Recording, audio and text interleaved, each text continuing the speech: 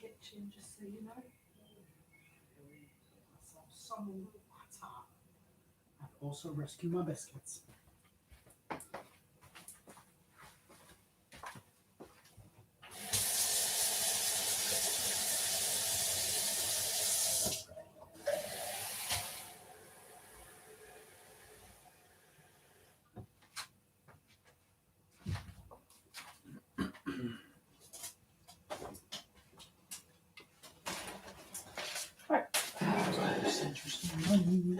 Yes.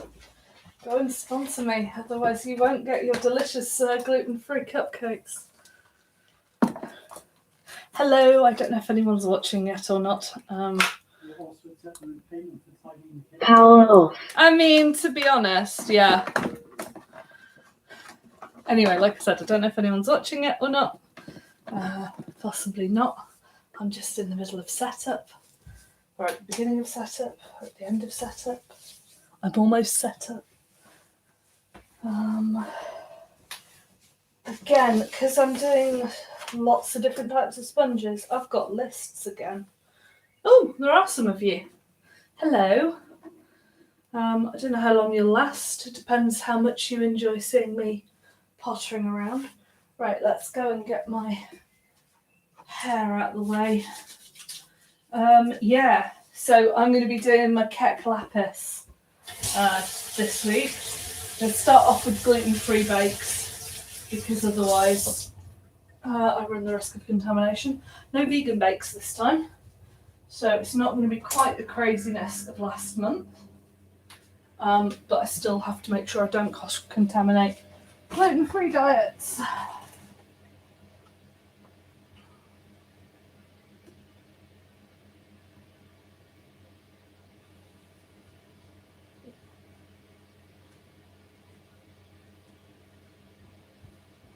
Right, and because I'm not totally sure who's on, whether you are new people or not, I shall just warn you that this is just basically me pottering around the kitchen and nattering.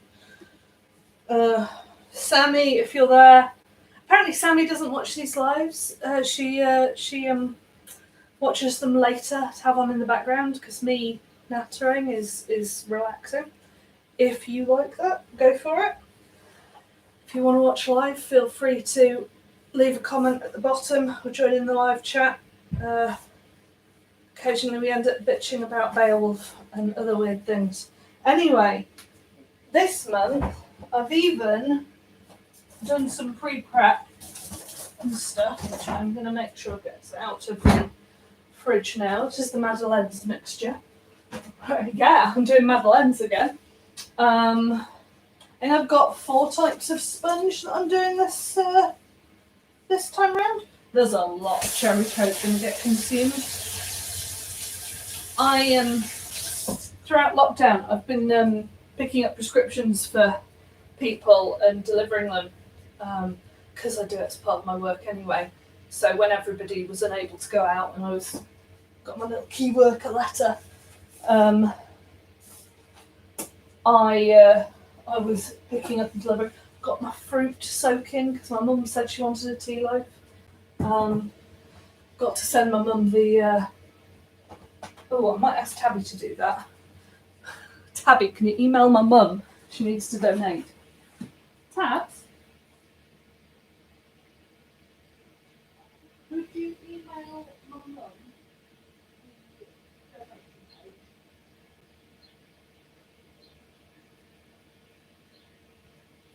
Literally just got off the phone with my mum and said, oh yeah, I'll definitely email you that thing that I emailed you, in April and May. Well, okay, in March, in April, for the April, May, whatever things. And of course, I want to email her again, but I haven't. Right, let's get on with the gluten-free stuff. So, I did my Metamor Lee a birthday cake the other day, because it was his birthday, and he was very impressed. So I will be doing that recipe today. It's pretty much me just shouting 442 again. It's my normal Vicky sponge recipe, just gluten-free. But it's got a chunk more vanilla than I would normally put in. So I'm going to be doing, I'm doing red velvet cake for Fiona later, because I figured vanilla, I may as well do something special. I've got to toast it. That's the cream. Okay. Right, so what do I do with my gluten-free? Okay, yeah. So yeah, I normally start shouting 442, which is my way of remembering ratios, because cooking is all about the ratios.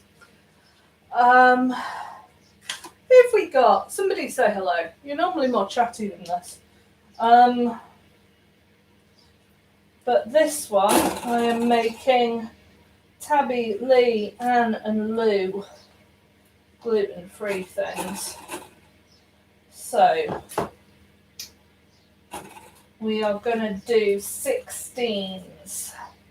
It's all about ratios. There we go. So 16 fat, 16 sugar. Oh yeah, that's the other thing that we're doing today. I don't know where Tabby's put it. A mate has lent me, I do not know where Tabby is, but she tidied. Oh no, she really did tidy. Shit. A mate has lent me a whisk, like a battery plug-in whisk. I might need to ask Tabby where she's put it. It's not where I left it. It's not where I'm expecting it to be. So yeah, I'm going to be actually doing things not with a handheld blender for once. And some things, yeah, I'm still going to be mixing up. But when I made the Madeleine's mixture, I whipped the eggs with an egg beater that was plugged in and went. And I have absolutely no idea where she has put this. So I will ask her in a second. But let's get going with this. Right. Yeah, I am breaking up the sugar at this point. Don't ask. Okay. Let's see. All right. So yeah, 16s. That's all good. Oh, I'm looking forward to today's bake because I make sponges that are just a Victoria sponge with very little variation, to be honest. And making the Madeleine's last month, it wasn't Madeleine's last month. It was Genoese sponge that went into a cake mold because it's a smaller crumb. It'll fit the cake mold better, and apparently it went down very, very well, which I'm very pleased with because it looked spectacular. The rabbit from last month, there are photos up on the Sam's page because I was so proud of that. And I was thinking, well, actually, yeah, okay, my go-to sponge is nice and dead easy, but if I'm going to be making a huge bake every month, let's get on that and actually do something a bit more interesting than me constantly shouting 442 at you, or in this case 16, 16, 4. And we know what happens with eggs, so there'll only be 3 of them. Because eggs are weird. Yeah, if you haven't tuned in before, my normal Victoria sponge is just a basic, it's all about the order in which you bake it. So you cream the butter and the sugar, you add the eggs and the flavouring, you add the flour, and it's all about the ratios and the order. But I made Madeleine's, which are a slightly different recipe. and the sponge was really nice, so I figured I'd go for it again. Right, I don't know where Tabby has put my my loaned equipment, so I will just have to ask her. Tabs?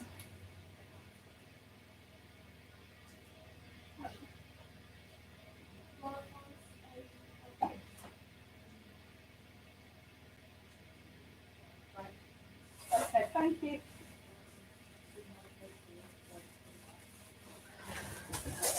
Obviously, she took it out of the kitchen so that it would be safe, where I can't find it. I mean, to be fair, if I can't find it, it does mean it's safe, because I'm the one who loses things. That's not a surprise to anybody, I think. Okay, right. Oh, see, I lost a viewer, presumably because I am literally just chuntering to myself in the kitchen. You know, I'm not surprised. But hey, maybe it's relaxing to you to see a woman wander around her kitchen talking to herself. Maybe it's not. Maybe you think Sammy is mad. That is fine. I'm mostly just doing it all.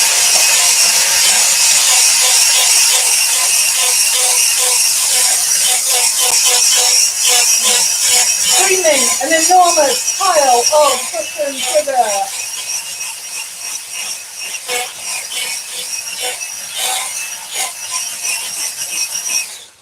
Okay, so I know I said it was ratios, but I'm trying not to stick my finger in my mouth as soon as it gets sticky. It happens sometimes. Anyway, I know I said it was ratios, but, oh, and I'm about to make my usual joke about my sister and eggs. As I said, but with eggs, I don't put in 4 eggs. If it would be 2. Because that will end up just too many eggs. And I don't know why, other than I suppose eggs aren't a standard measure, I guess. And it's maybe with the bond, with the way they bond.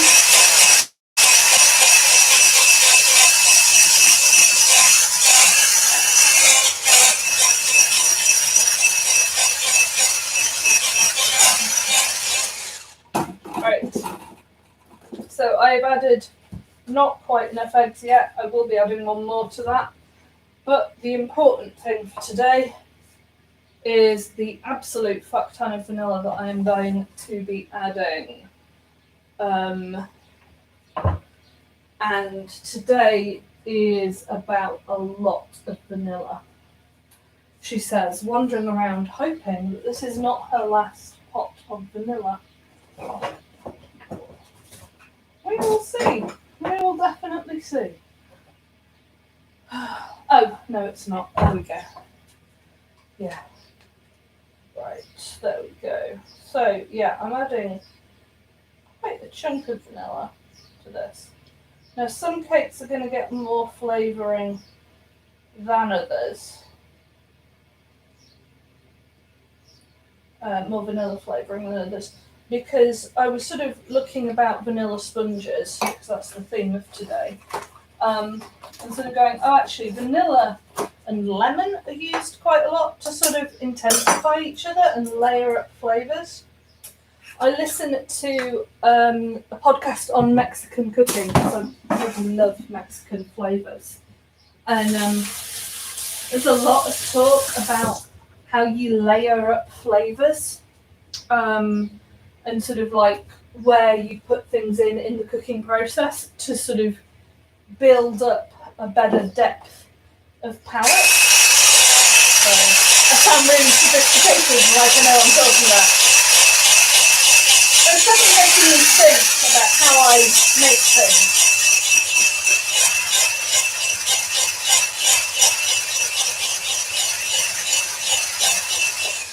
Thank you, by the way, for this. This is making my job so much quicker and so much easier. It's going to make it a lot easier when we get to the ones that require egg whites and things. Fiona again? No Fiona at the moment. Right, okay, so creaming my butter and my sugar with eggs. And now we have some gluten-free self-raising flour. Dove's Farm is brilliant. They have completely made my life so much easier in terms of cooking for my significant others. All of whom seem to have issues with gluten. Because it used to be a right pain in the neck, and then Dove's Farm have loads of options.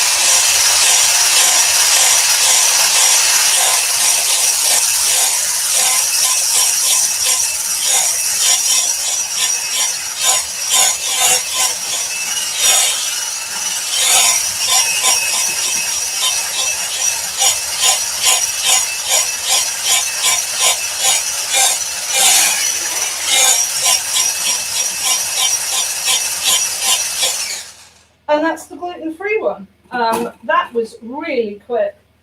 I really need to sort myself out with an electric whisk because that is ridiculously fast as compared to previous bakes. Right. So we're doing some cupcakes and we're doing some actual cakes with that, which is nice and easy.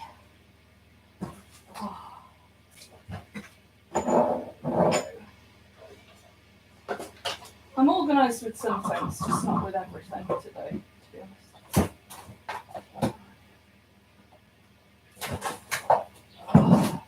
Not quite everything, just most things. All sorted.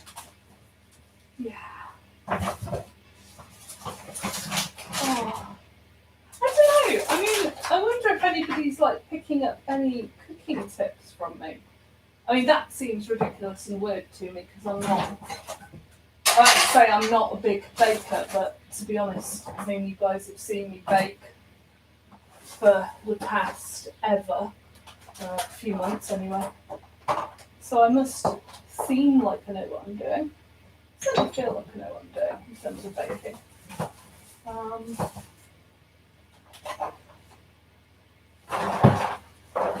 Or I'm beginning to feel like I know what I'm doing. I mean, compared to my sister, I really don't. My sister's amazing at like all things baking related, and she's a cook as well. So that puts her. I think I'm sort of always mentally sort of going, oh yeah, but Jen's better than me, and sort of going, that means I'm not very great. And actually, Jen's just out of this world amazing. I'm normal. Is what's going on there, really.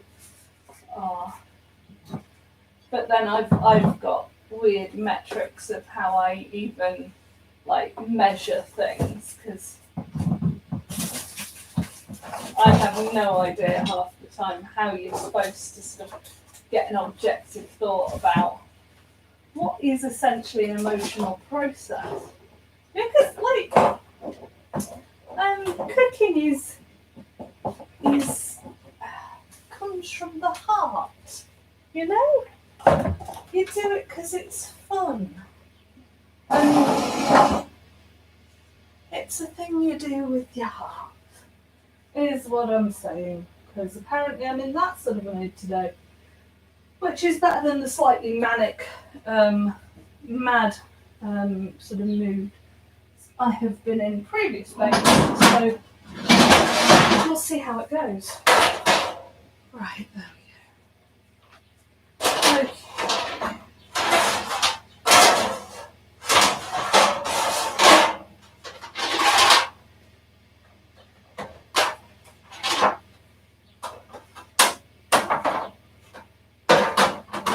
Right, let's get these in buns.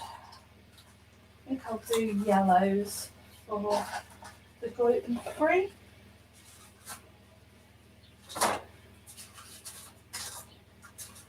I do like these silicone cake molds that I've got. I find them really useful, and I don't think that this webcam is pointed anywhere particularly useful, so I'm wondering Whether that is better. There you go. I think that's where I had you last time. Just so that hopefully you can, see me. Maybe. Who knows? Yeah, as I burble on to myself. Right. Anne, Paul, Lou, Tabby and Lee are getting cakes. Oh, yeah, no, that works. Okay.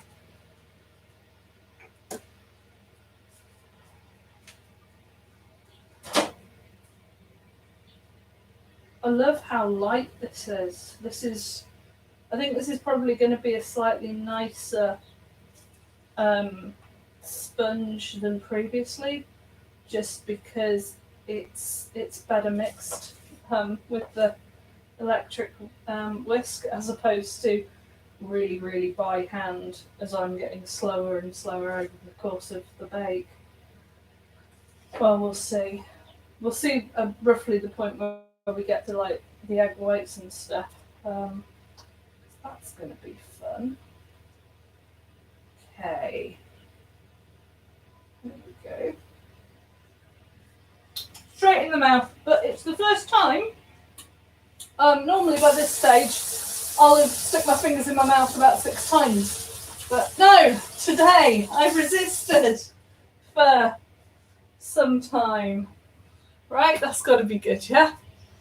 Okay, so I've even got baking paper this time around, which I've sort of been cursing at myself every single bake. Why didn't you remember the baking paper? Well, this time I did. Right, okay. So, next cake tin for Lee and Tabby.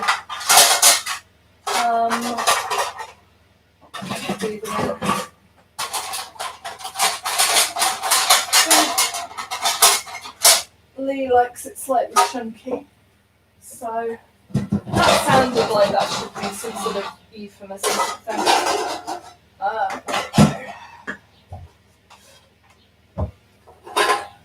Right. Yeah, I don't know where the tins that I use for Lee's birthday cake are, because they're my sister's wedding cake. Oh, there they are. They're my sister's wedding cake tins. She, when she was getting married, requested me, my mum, my Auntie Sharon. I want to say somebody else. I can't remember. We all make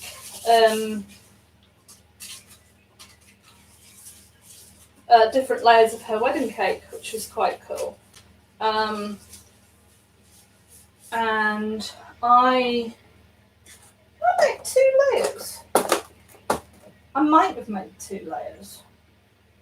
She might have had me make 2 layers, which could be why I'm confused. Because I made. Oh, and this is leading us back to next month, guys. Just in case you want to know, next month is fruitcake month, but fruit in all its glory. So yeah. What am I talking about? Yeah. She had me make a fruit cake and also a chocolate fruit cake layer. I think I made the 2 smallest layers. My mum made a Madeira cake for the base layer, which I will be making a Madeira cake later today. In fact, I'll be making 2, one for Naomi, one for Jono. Both are sort of birthday cakes. And Auntie Sharon made a carrot cake because that's her specialty for the next biggest layer. Yeah, so I made the more traditional wedding cakes. So traditional. Like I said, one of the fruitcake layers was a chocolate fruitcake, which is quite exciting to do, actually. Very much like it. Right, there we go. Okay, first cake's in. 2 cakes in, 1 cake leave. I hope actually both sets leaves. Okay, right. I'm actually starting to use my my wristwatch more for its rather lovely timers, because I don't need to think about it too much and my wrist starts going mad at me. So there we go. Right, okay, so that's the gluten-free bake out of the way. I don't need to worry anymore about gluten-free stuff. All the gluten-free things are now out of the way. I do still need to worry about it once I get it out, but you know, don't need to worry about it from a contamination point of view, which is what I'm talking about. Okay, so I'm gonna do the Kek Lapis part 1. I'm nervous as hell about this. Tom Sherlock, you have a lot to answer for. So yes, pre-fresher Tom, also known as, God, he's been known as Fetus Tom, Sperm Tom. The fact that a whole load of 18-year-olds met him when he was 16 is why he gets these nicknames. I mean, it seems a little unfair, to be honest. But nevertheless, so Tom got the first donation in May. And I am making an Indonesian layer cake. And yeah. Okay, so I'm going to line and grease a pan. Because obviously I am. And I'm going to turn on the grill. Because this is a grilled cake. So that's why I'm nervous. Right. First, I'm going to check that my designated cake tin. Right. I'm doing the Kek Lapis in 2. Okay, yeah, it fits. Freaking terrified. Right, let's preheat the grill. Let's preheat the grill for cake. Okay. Indonesia, can I do you proud? I don't think I've known anyone from Indonesia. Right, okay. Let's grease and then line with paper.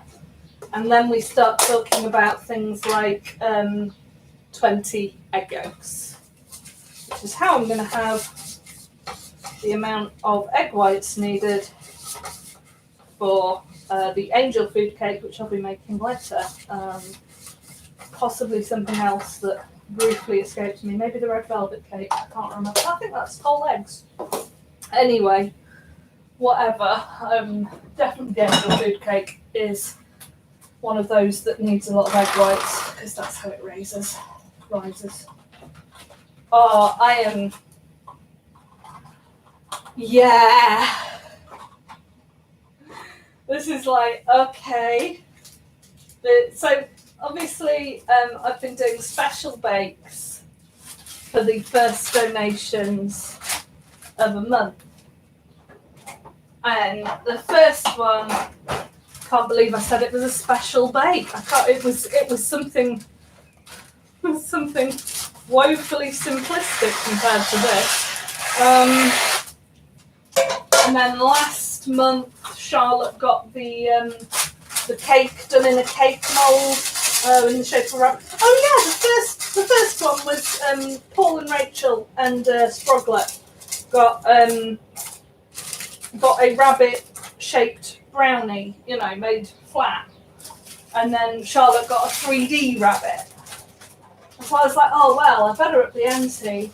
What's interesting? And I crowdsourced for suggestions, and my bearded friend from university, who shall remain nameless, Sam Barnett Cormack, suggested a whole load of mad things, but he suggested Kek Lapis because he's been watching a whole load of Bake Off, which I was really into when it was on the BBC because I really like the chemistry. I'm a massive Melon Sue fan largely because I used to turn on Channel 4 when I was revising for my A-levels. But yeah, I'm a massive Melon Sue fan, and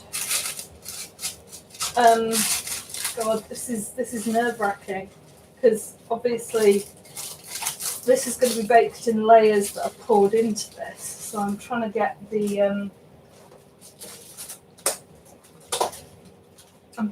baking paper to stick a bit more to the sides, which I would be less fussed about if it was a traditional cake. Anyway, I'm doing this in 2 parts, so you get to watch me sort of swearing at a cake tin twice, depending on how today goes. Anyway, so yeah, that's a cake tin prepped with baking paper. Okay, so that's that. Okay, right. Oh God. So beat the butter and condensed milk until smooth. Set aside. This is going to be one of those that needs like every bowl I've got. Right, let's actually do a bit of washing up and get rid of the because I think I'm going to need this bowl as well as the others that I more usually use. Possibly some more, who knows. But yeah.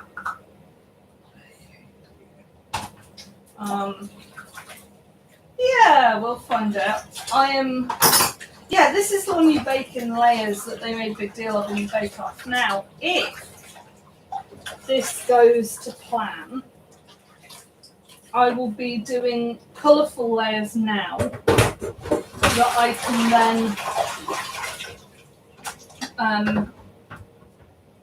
can then set to one side so that I cut them so that they create a pattern in the main cake that I make.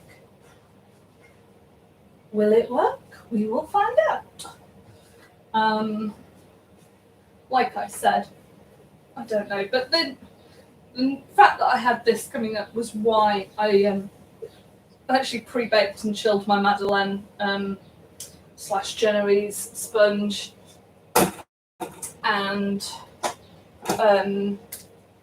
well, tea loaves I'm normally pretty good at because you have to soak the fruit in tea, and I freeze marzipan chunks because I worship Nigella on some level.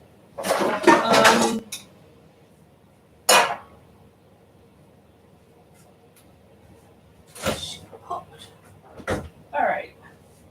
She puts things away in unexpected places. It's very confusing. Oh no, she doesn't. I'm just being an idiot. That's okay. Right. Okay. I can cope with me being an idiot and not realising that the mixing bowls that I'm looking for are in fact in use elsewhere in the kitchen, and I'm looking right at them. Because that happens a lot. Right, okay. As you can see, I am self-medding with cherry coke today. Because doing this with chronic illnesses, great idea, yes. Right, okay. Butter and condensed milk. So that's 340 grams of butter, 2 tablespoons of condensed milk. Looks like I will be making fudge tomorrow with the leftover condensed milk. I mean, if anybody has any better ideas of what I should do with leftover condensed milk, let me know. Because my tendency is to go, oh, condensed milk, therefore fudge. I mean, I could just pour it on. Oh, lovely. Could just pour it on various things. So good. Straight in the mouth. I could just pour it on like desserts and stuff for a week, but maybe I should. I don't know. It's a bit thick for that, to be honest. Right, okay, so 340 grams of butter, which is 12 ounces. Okay, and it's not the lacto-free stuff that I've been using. It is, I'm using stork, so I'm not even using butter really. But had to get a lot of eggs and butter and cream and whatnot for this. Mostly eggs and butter, to be honest. So I went to stork because it's slightly cheaper. Right. 340. Okay.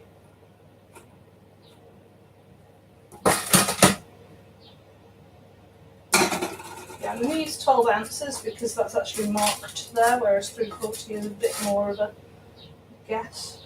Right.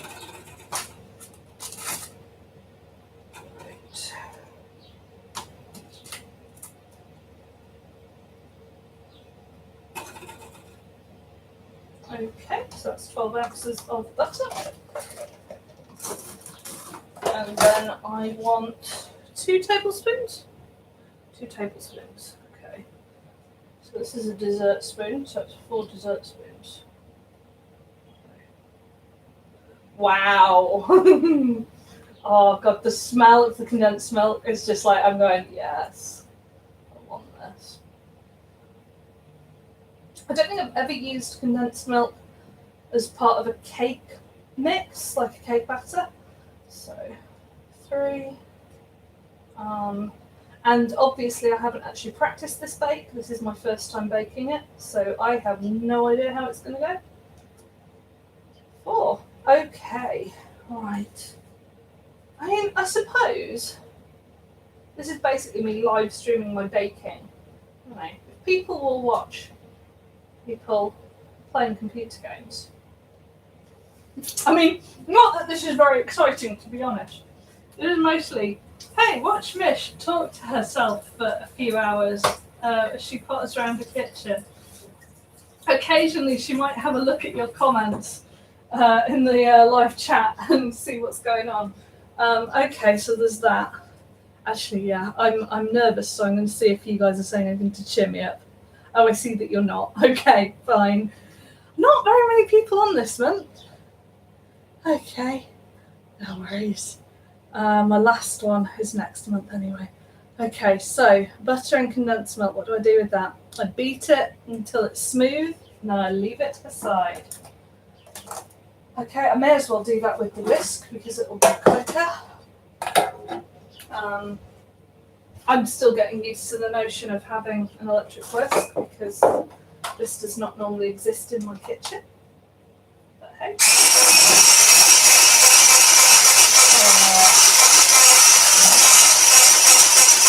I think actually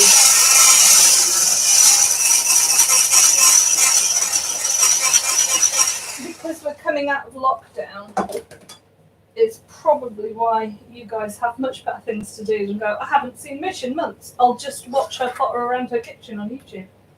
Because I do think lockdown was why a lot of you joined me for the sumo, which was fun and all, but it was a bit weird. Okay, is that smooth? I could probably do with another bit of a beating.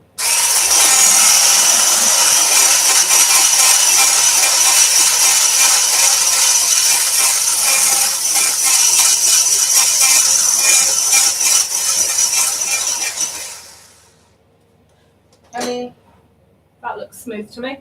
Set aside. In another bowl, beat the egg yolks and icing sugar till pale and thick.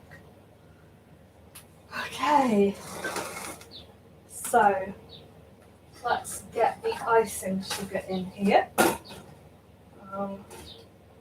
Again, this is such a weird combination of things to be making. Okay, how much icing sugar is it? Right, it is 5 ounces, 141 grams. I'm going to go for the 5 ounce mark, it's more. More defined. I've got a cloud of icing sugar over my scale. Right, okay, more defined now it is anyway. I can actually see it. Okay, there we go. So that's 5 ounces. Right, 5 ounces of icing sugar. And then I've got to separate 20 eggs. Okay, I do hope my sister is watching this. As I have said before on this, my sister's nesting instinct is, and apparently nesting instinct is a thing. Can you tell I'm child free yet? Right, it's the yolks that I want for this. Is the yolks, not the whites. The yolks. Because I'll use the whites. Actually, it'd probably be a really good idea if I looked up how many whites I need for the angel food cake so that I can set them aside and not curse myself out later. Because I think it's only 6 egg whites that I need for the... This is a mad amount of stuff. Right, okay, so angel food. I really like Sally's Baking Addiction online, by the way. There's some really sensible recipes. I mean, it does the internet thing of it has a whole story before you actually get to the recipe, but the recipes are good. Okay, come on.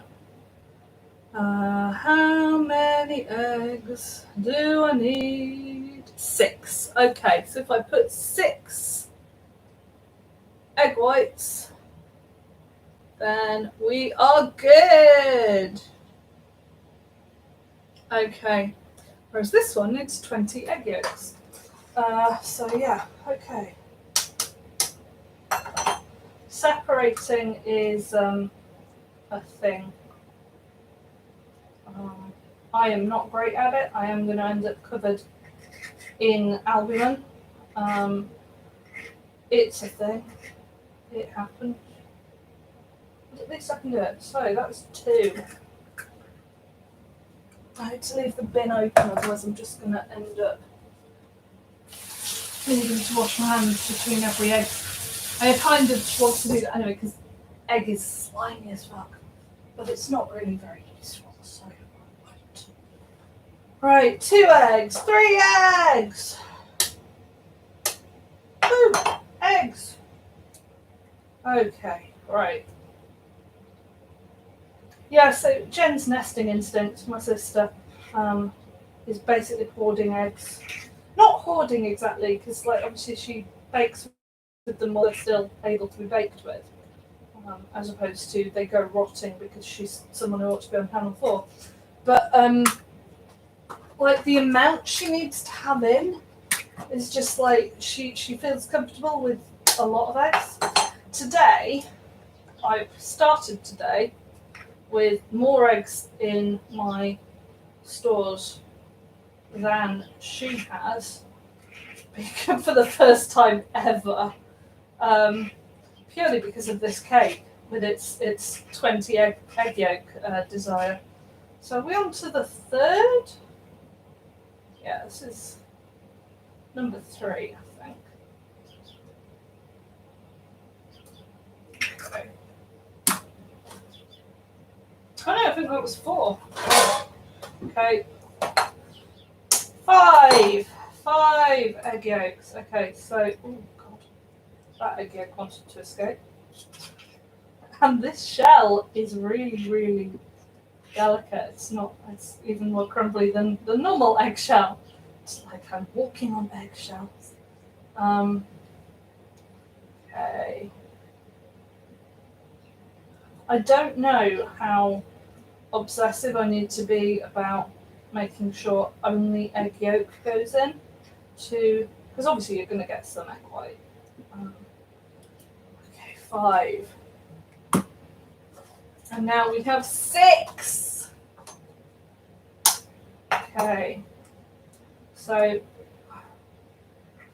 this is the amount of egg whites that I'm going to pop to one side in the fridge for the angel food cake, which is for Lee and weasel, I think. Okay, so that's 6, but I've still got 14 egg yolks to go.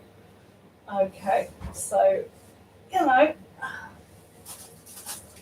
these are mad numbers of eggs as far as I'm concerned. These are really, you know, just like weird numbers. I have never made a cake like this before. Obviously I've made pancakes, which I am slightly relieved by because like it's not completely unfamiliar to me, but this is new. So that's 6. And I need to have a bowl for my egg whites, which I very nearly didn't there. That would have been frustrating. I've done that when you're separating eggs. When you're like first starting out separating eggs, whoever's teaching you is like always do it into an entirely separate bowl, because that way you can per egg. So that way, if you tip it into the wrong bowl, you've not ruined the entire recipe. And at some point, as an adult, you just sort of think, oh yeah, no, I've got this down. You will make a mistake. Then you have to judge whether you have learnt from that mistake enough that you are comfortable tipping directly into the bowl, or whether you're like, no, I must relegate myself to the ways of childhood because I cannot be trusted not to ruin my recipe. Okay, so many eggs. Okay, so that's 9, and we're not even halfway there. This is the 9th egg that I'm cracking now. Oh god. Yeah, so I don't know who cooks, but I separate, tipping back and forth between the eggshell. Growing up, my mum had this little egg separator, which actually was really nice to use. And I'm sort of thinking, you know how it's kind of a luxury, but like my kitchen always has a juicer in it for like lemons and citrus fruit and things, because my kitchen needs lemons in much the same way as my sister's needs eggs, except I don't need excessive amounts of lemons. I just need there to be lemons.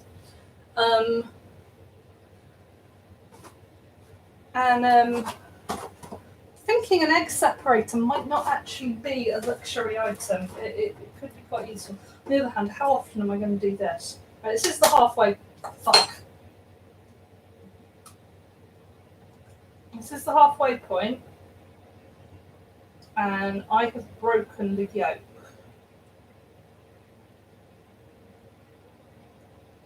Okay. Right. Not too badly, but annoyingly. Okay, so that was the 10th egg. Got 10 more to go. Probably getting a little, what's the word?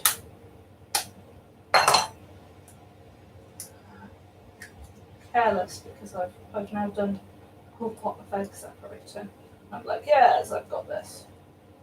So now is the time that I start to make mistakes, which would be the most frustrating time, because obviously there are now a lot of eggs.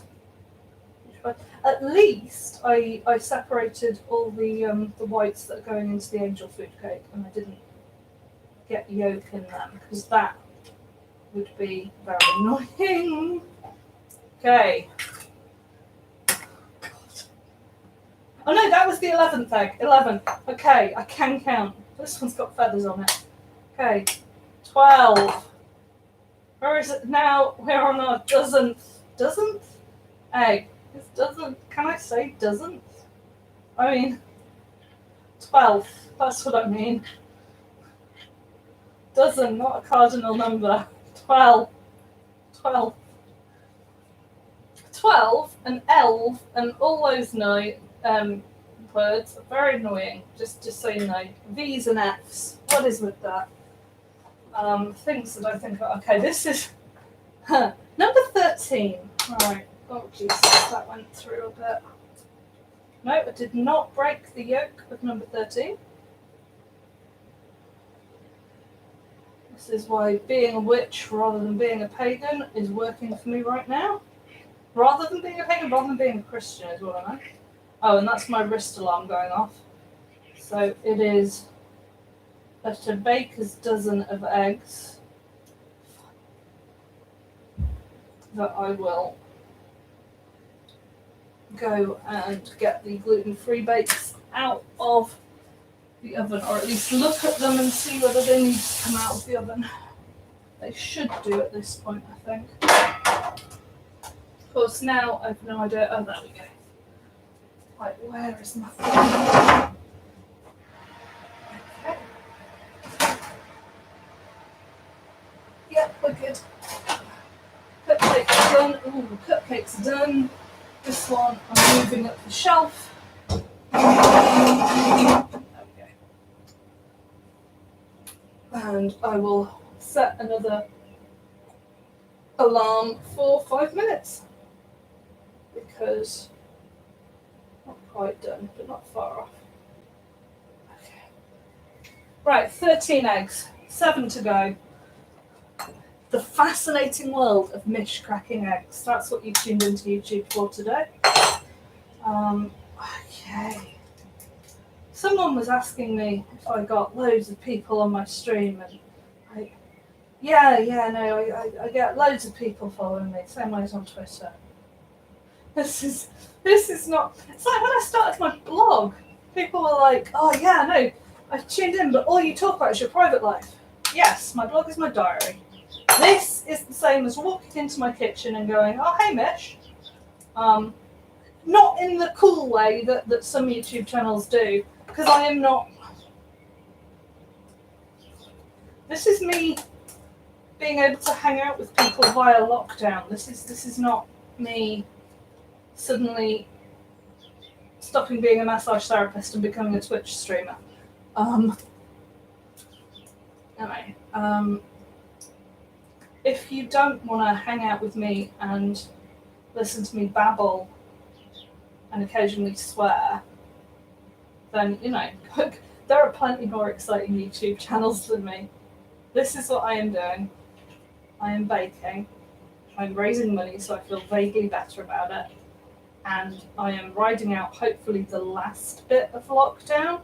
This is the point where we don't mention that global pandemics historically last for about 2 years. Hopefully ride out the last bit of lockdown and probably get fewer viewers, and then we can all go out in the streets and lick each other rather than my baking. I mean, I probably don't want most of you to lick me, and to be fair, I don't think most of you want me to lick you either. I don't know why it is my go-to phrase of approval. I mean, it's a weird one. But somewhere along the line, I started saying, "Ooh, I will lick you," as a, yes, this is a good thing, general term of approval. And it's like, at some point, Mish, somebody is going to lick you or tell you to get your tongue on them, and you're going to go, no, not literally. They're going to go, but what? No, I don't know why it is my metaphorical statement for, yes, this is a good thing. But apparently, I am a cat who talks with my tongue. My tongue says, yes, something, I don't know. I took some utter bollocks to myself in the kitchen. Aren't you privileged to experience this? Oh my god. This is so many fucking eggs. This is so many eggs. Why eggs? Why? So many eggs.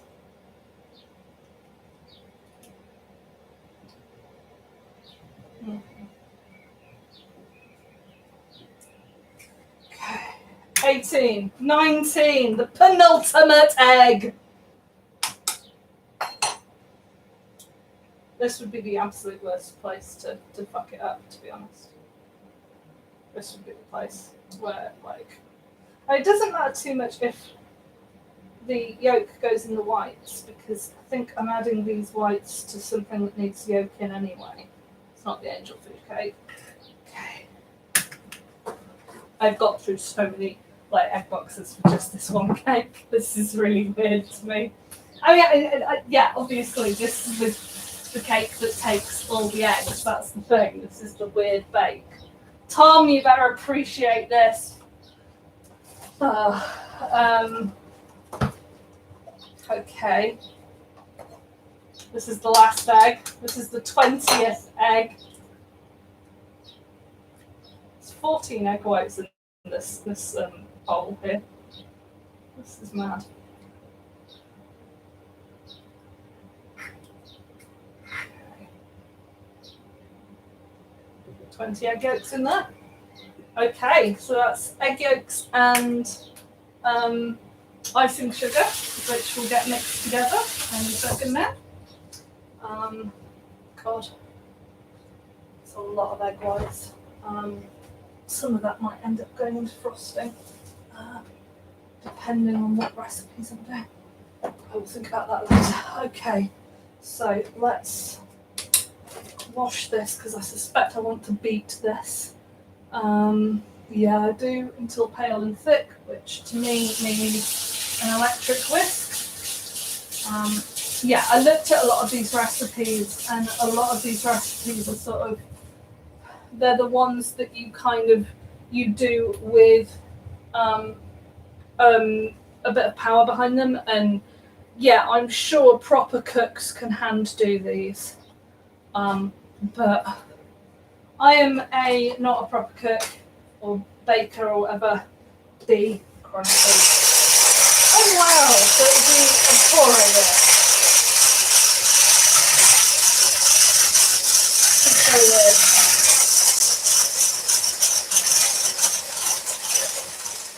I'm going to turn up the speed on this.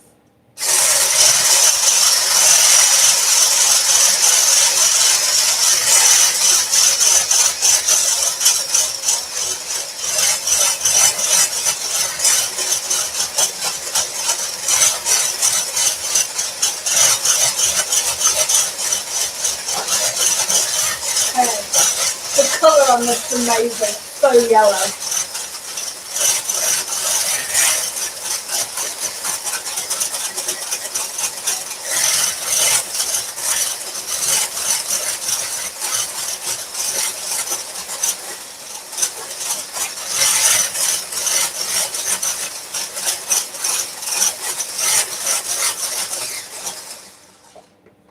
Okay, so we've got that going on.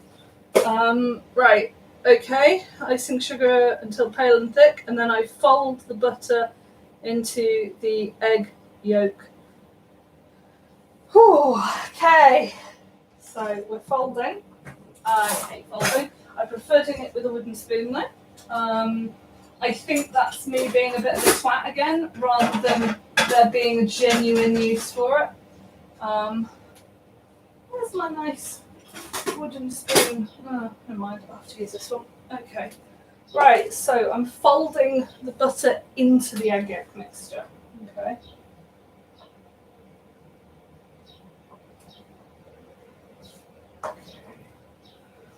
Folding is one of those things where I'm like, does it really make a difference? Especially when I'm folding something that's fatty into something that's fatty. I mean, I have just whisked it up full of air, so I suppose, actually, this is really frothy. So, okay, yeah. Gently stirring it. I'm used to, when it's folding, it being flour or a powdery substance, rather than butter into liquid. So this is very much a, why didn't you watch that episode of Bake Off? You knew it was on there. You could have practiced.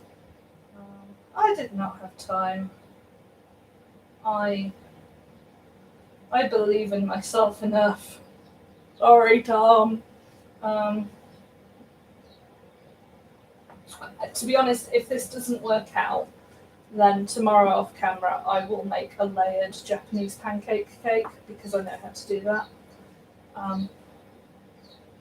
And to be honest, I suspect that's why I'm like, yeah, Malaysian cake, I can do it. I can do a pancake cake. This is just a layered cake, albeit a different thing.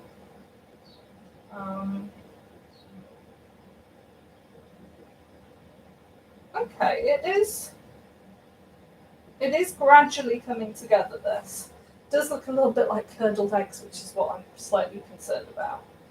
But it's the butter really slowly breaking down. Because obviously it's very slowly happening because I'm very slowly and carefully trying not to get rid of the air bubbles. It's a very weird texture. It's a lot more sort of frothy than I am used to, like even the Madeleines or a Madeira cake going. The egg whites might be for the Madeira cake. Right, let's have a look and see if this is ready to come out. That would be a yes.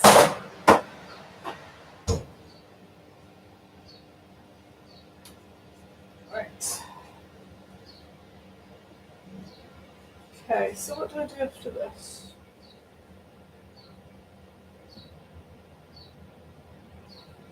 Okay, then I'm going to fold in flour and add butter and add brandy.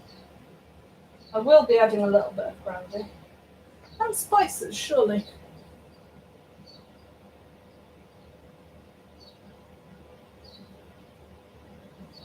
Ah, okay.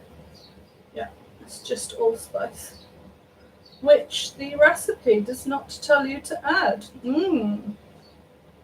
However, I'm not an idiot, so I'm going to assume I'm going to want to add it with the... There we go. Allspice. So yeah, a little bit of vanilla and allspice, which is interesting. It's very much like a sort of Christmassy feel to it. I wonder whether this might make a good Christmas cake, because I could probably... She says speculating without this having gone right even a first time yet. Just like, oh, I wonder whether I could make it for Christmas in Christmas colours. Well, we'll see how this goes, shall we? And then you can start going, oh yes, I will make a Christmas cake.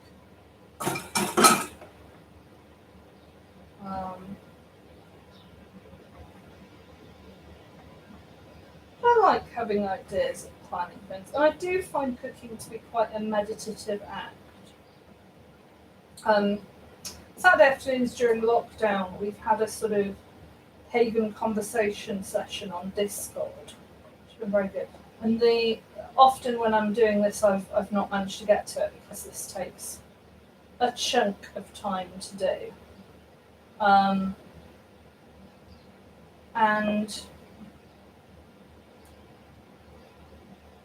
yeah, like I said, it takes a chunk of time to do. But when I have gotten onto it from after baking, it's so, I'm in a zone, I'm in a thoughtful, yes, I have been doing the things. Right, okay, it says sifted flour. Now, often I don't bother to sift flour. However, I think I shall sift flour because I don't want to get bits of this cake wrong in many ways. So, let us sift this flour. How much flour am I sifting? 2 ounces. Okay. Right. I found out that allspice comes from Mexico the other day.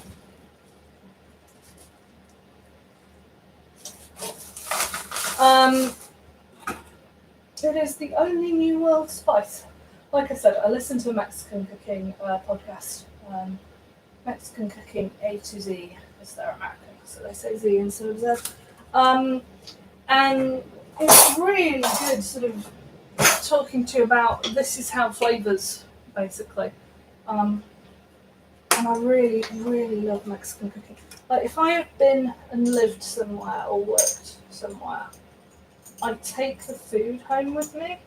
Not as in, like, I'd pack a packed lunch over, but as in, I come home and I'm like, okay, well, this is now what I'm cooking. These flavour profiles is what I'm playing with. Like, it happened to an extent it happened my whole life in France. Not that I knew it, it was just like, oh, my French mum is making this. So, do what I do with my English mum, learn how to bake without really noticing that I'm learning. But in Ecuador, it happened slightly less because there was a lot less personal interaction, and I didn't really get that that's what I wanted to do. Like, I was trying to figure out how do travel at that point, because Ecuador was the first sort of, as the vanilla, the first sort of international travel that I really did outside of Europe. And I was like, okay, I'm loving the travel, I'm loving the experience of being in South America. I love Central and South America. I like land outside of Europe that has had huge impacts on me. The Andes, Mexico, and obviously Japan. And it's mountains, Mount Fuji. And a whole load of mountains in Yamanashi, actually. Oh my god, the smell of this, amazing. Yeah, so the flavour profile brings back the countryside, the land to me. Because I think people in a place are almost like a reflection of that place's geography, and the food definitely is. Like, it's like Peru is mountains, jungle, and sea. And obviously, what food and ingredients are available are, directly comparable to. Oh yeah, brandy now. Do I actually have brandy? I'd be really surprised if I don't, to be honest. Oh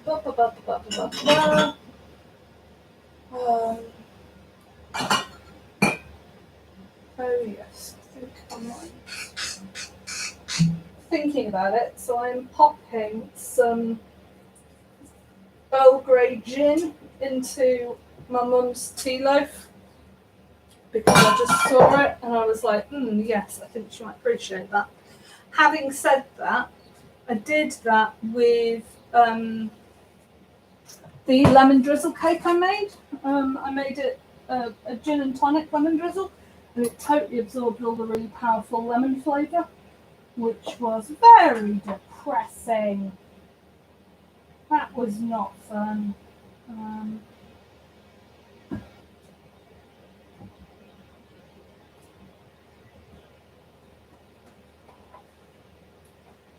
Okay. Is this brandy? This is not brandy. I don't know what that is, but that looks very special. Okay. I'm sure I have brandy somewhere. Aha! Yes, this is very interesting, you watching the camera, isn't it?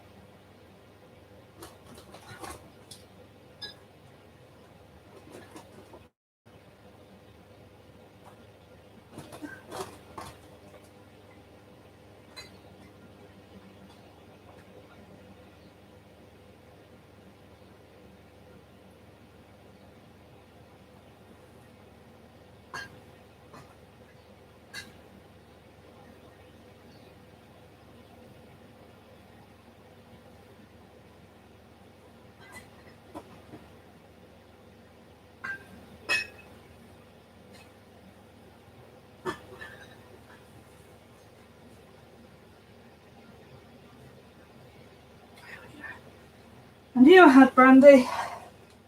Okay, so a little bit of brandy goes in here. It really does smell like a Christmas cake.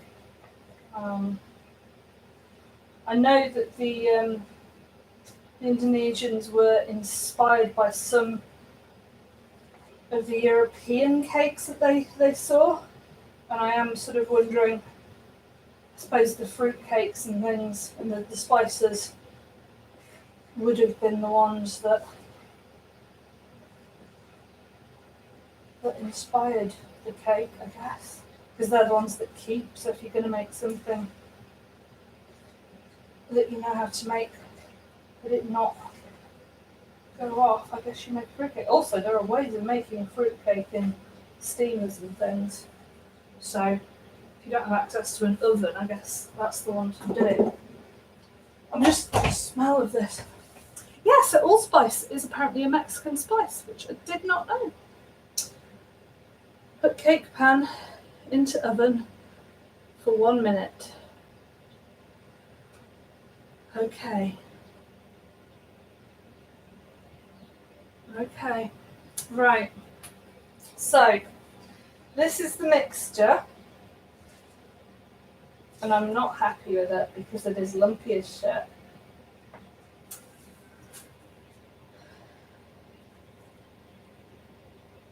Fuck it. Okay, I'm going to do something. It might be a bad idea, but we will find out.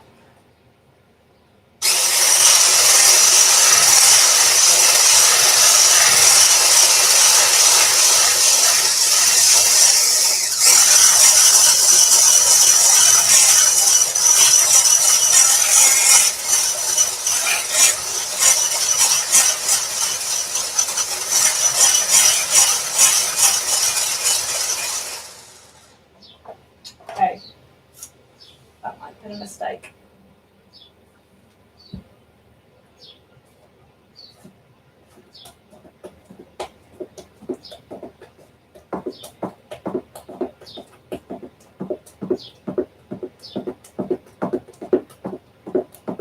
Okay, let's see if I can get some air back in here. Okay, that's a bit better. Alright. Okay, so I get this hot. And okay. Let's take this out.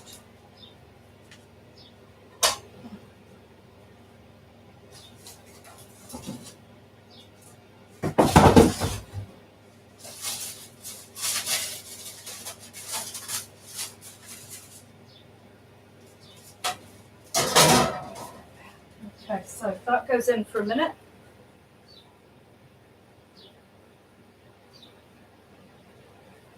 Okay, and I divide that up into different bowls because what I'm trying to do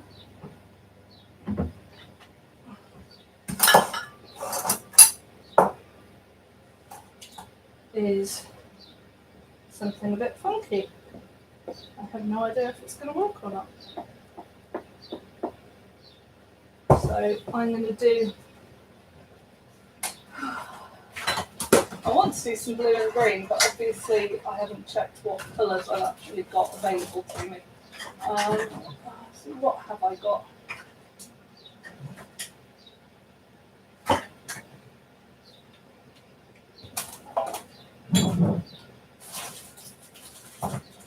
So I want to use gel colours for the actual cake. Because that works better.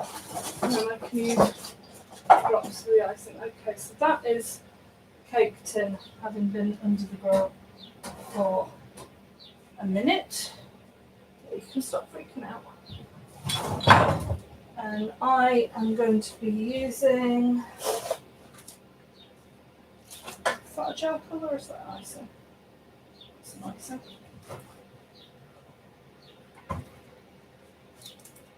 It's a gel colour though, isn't it? Yeah. Purple and orange.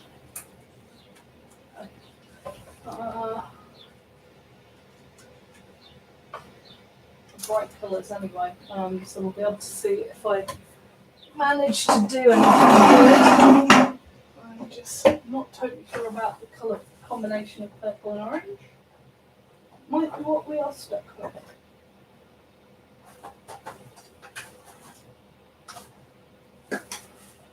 Yeah, purple and orange it is. Because, yeah, why not? Okay. I don't want to use it, the last dregs of red because of the red velvet cake I'm doing for Fiona later. Okay. And purple, I need to snip this because this is very new.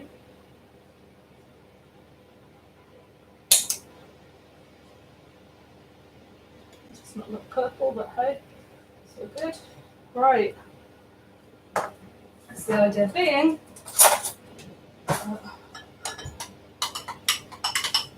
This will be a bit more exciting.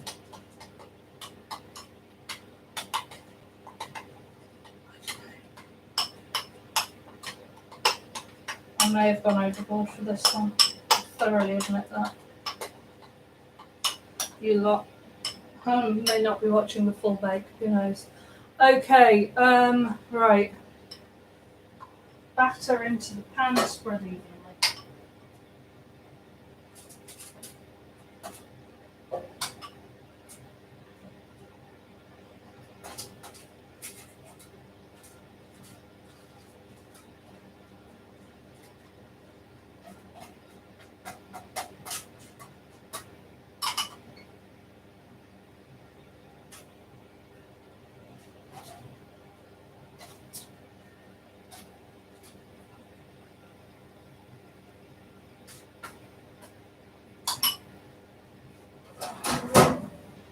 And then that is 5 minutes until the top is brown. Oh, God, I don't know. Okay.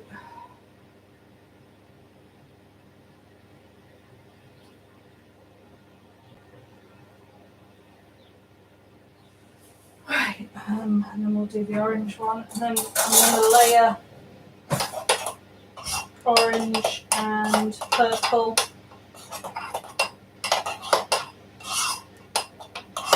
I'm going to try and layer orange and purple. I do not know if it's going to work. Find out, I guess.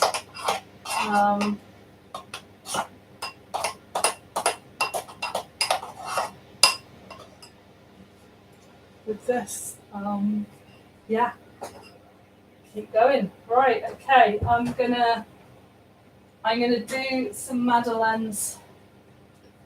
I've got a vague amount of confidence in the madeleines.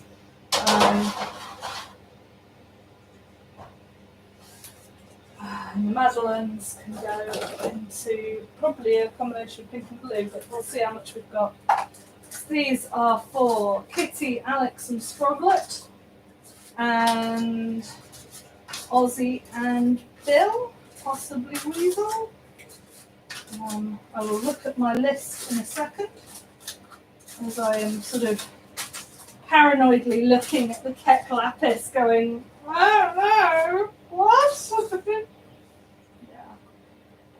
Okay, the Madeleine mixture looks good. Okay, so, you know, there's that. The Madeleine mixture looks like it has done its thing.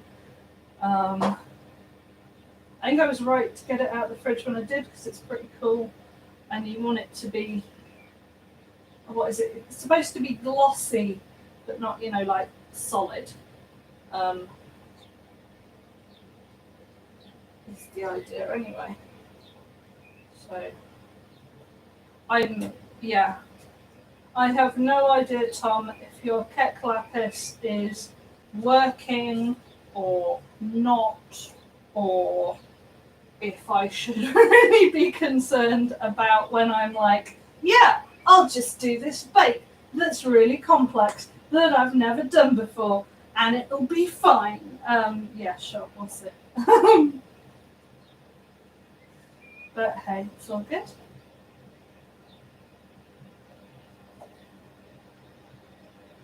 Right.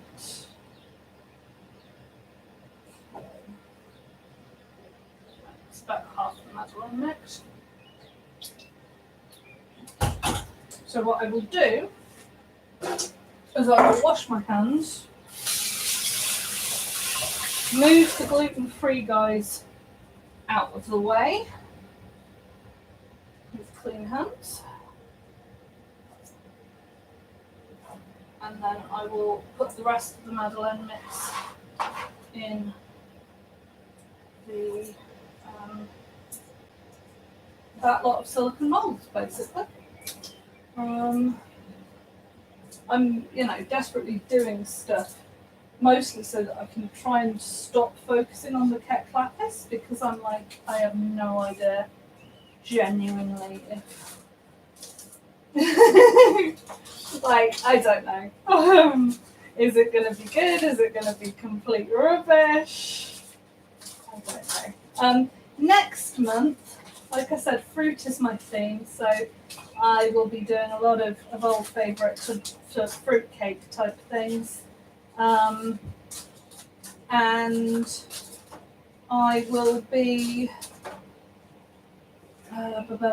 brain fruitcake type things. What else will I be doing? Other things too.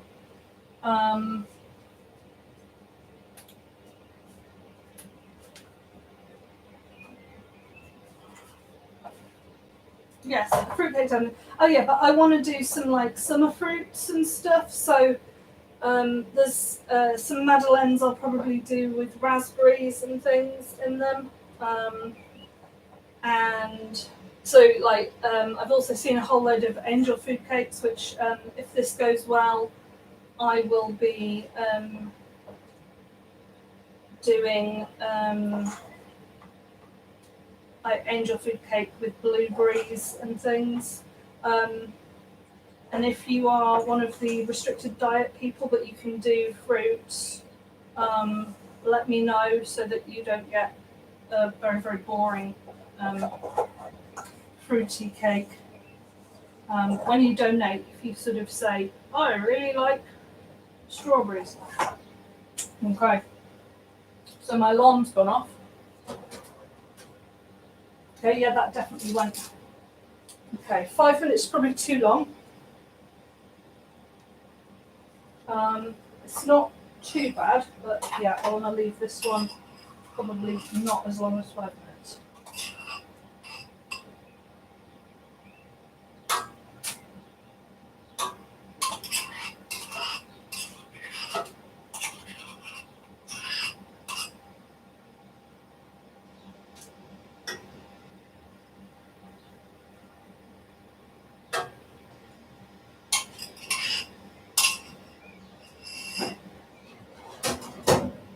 Very weird. Let's see how it goes. 3 minutes. Okay.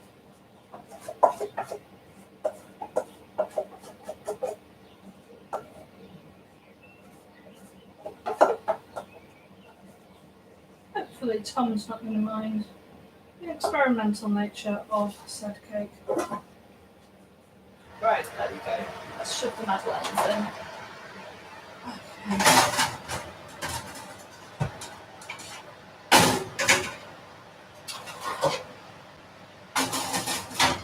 Technically, these aren't madeleines because they're not in the right shaped moulds, because they should be in cake moulds, like little scallopy ones, I think.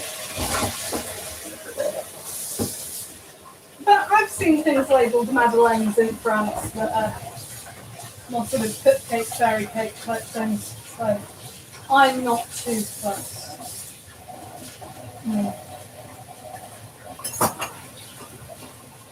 Yeah.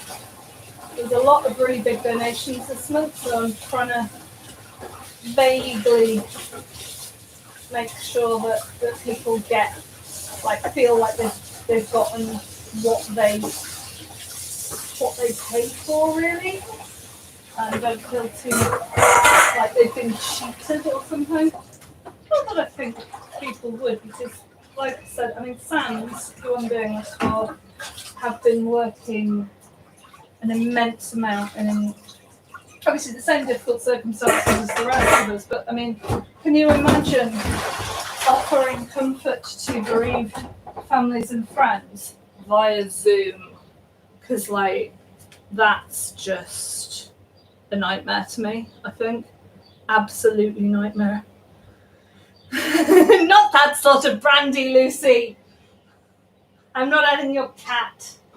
I am, however, adding all sorts of things. Right, I've done the Madeleines. The cake lapis is terrifying me and under the grill. What is next? Oh, Madeira cake. I'm confident about Madeira cake. Yeah, it is good. Right, okay. Yeah, so the Madeira cake I'm doing for Nye and Jono as like birthday cakes. And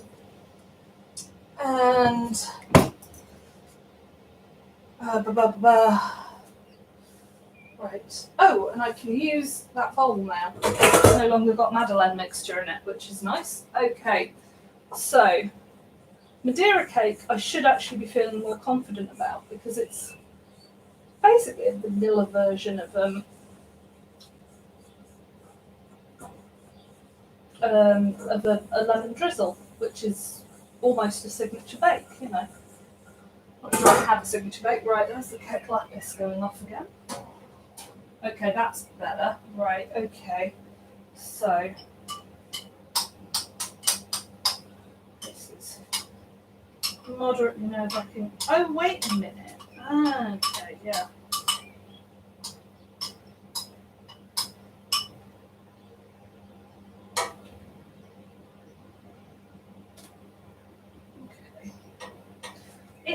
It looks like, I know this sounds stupid to say, but it looks like cake mix. That's because it is cake mix mish.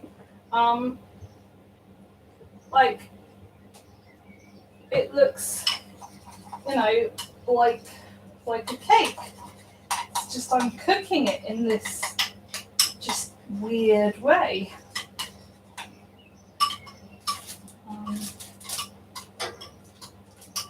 Yeah, I'm not sure that these colours are coming out well, but you know, we'll see. And obviously this is the first section of the bake. So, okay. I'm going to add some more batter into the orange layer before I have to put that in. Because then I'm going to put the first part of the cake lapis to one side in the hopes that I can then cut it up and use it in the main cake lapis to bake as interestingly patterned layers. Which, looking at the colours, they may not be the fantastic colours that you see on, you know, professional bakers' cake lapises.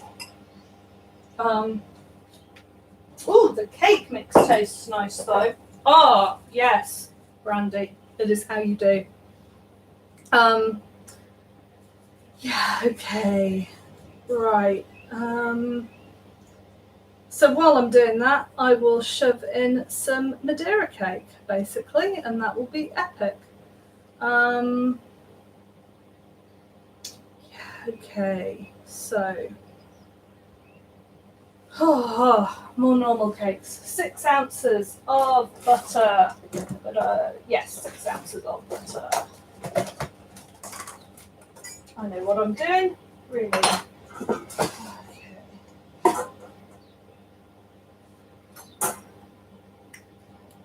I don't know. It was very weird connecting with people online over lockdown, just sort of chattering to them or making them feel like they were hanging out with me in the kitchen.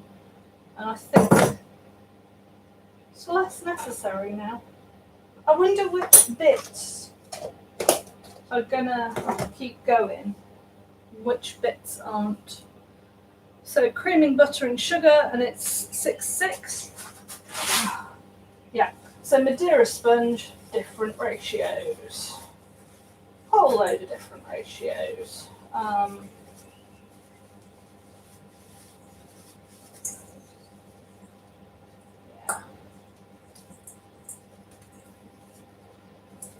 Oh. matters who's on, really, doesn't it? But I think the first couple of bakes of these that I did, a lot more people were watching me, and so it was a lot easier to sort of natter to you. Lucy's come and gone. Obviously, I'm nattering to myself, so I didn't really notice it, and there's no one for her to talk to on the live stream. So I think I'm down to talking to myself again. And it's like, okay, interesting.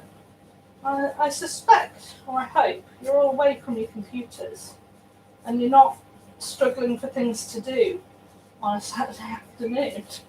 Or you're like, yeah, I've watched you 3 times, Mesh. This is it. I don't want to hang out with you in your kitchen anymore. Really boring. Anyway, I will do one last one after this, and it'll be quite good fun. And I'll call it quits, I think. Right.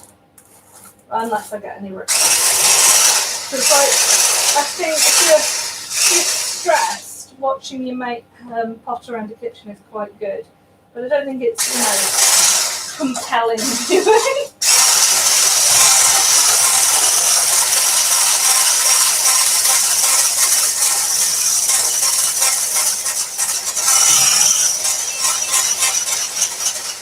I am worried about people's stress levels actually in lockdown. The amount of people who are like, oh yeah, no, I keep worrying about the weirdest things. And I'm like, oh, that's anxiety. That's not you worry. Like, oh, but I don't have anxiety. Well, you do now. And then I got really good at dealing with psychotic breaks last year.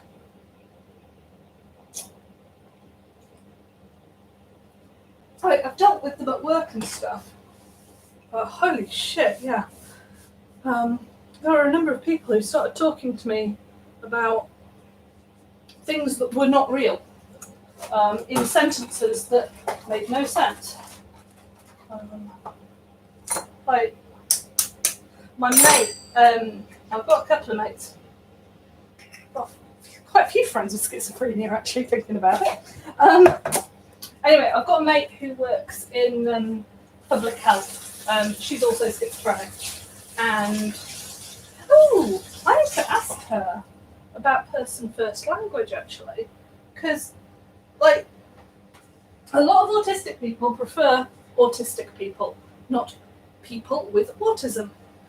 And it's a person first language is a bit of political correctness left over from when political correctness was imposed by bureaucrats who weren't necessarily listening to a representative sample of the people they were trying to represent, or indeed anybody that they were trying to represent. So a lot of autistics prefer me to say autistics. Whereas I've been taught in my professional stuff, people with autism. Ooh. And I didn't set a timer, did I? Okay.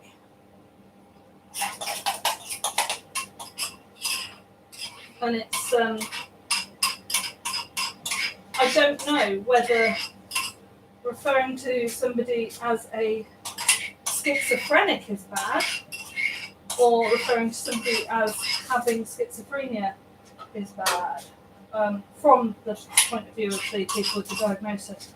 I know absolutely that if I was in a professional setting, I would be required to say person with schizophrenia, which is what I will err on with the side of caution, but I automatically went to schizophrenic because I work with people with autism, and they tend to prefer autistic. But like I said, it's a real hangover from when political correctness meant stuff that was imposed upon people supposedly because it was better without an actual thought for the people. Whereas now, Zoomers especially are like, oh no, you've got to be politically correct. And they mean pay attention to the people that it's describing, the minority, the disabled, whatever the thing is. And it's really interesting how that's changed, because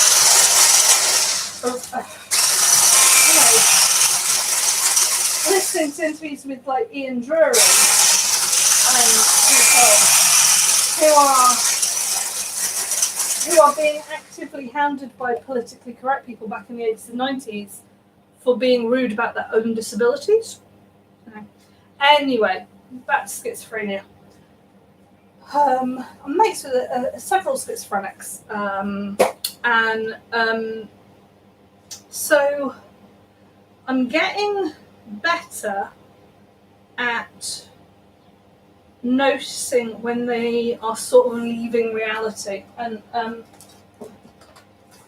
although, to be honest, I've dealt with psychosis far more in people who are not schizophrenic, but it suffers from the same sort of thing. Whereas if you say to most people psychotic break, schizophrenia, they think, oh, violence, mad, crazy, frothing at the mouth sort of stuff. And it's like, well, they don't have rabies, mate. It's much quieter than that. It's much more, they are talking to you in sentences that are going in loops. You know, it's, yeah. And the causal links that they are making, it's really like dealing with people who have taken too many drugs or are so drunk that they are not making sense. And you're like, no, that's not what that means. But the person is so drunk, they're just not understanding you.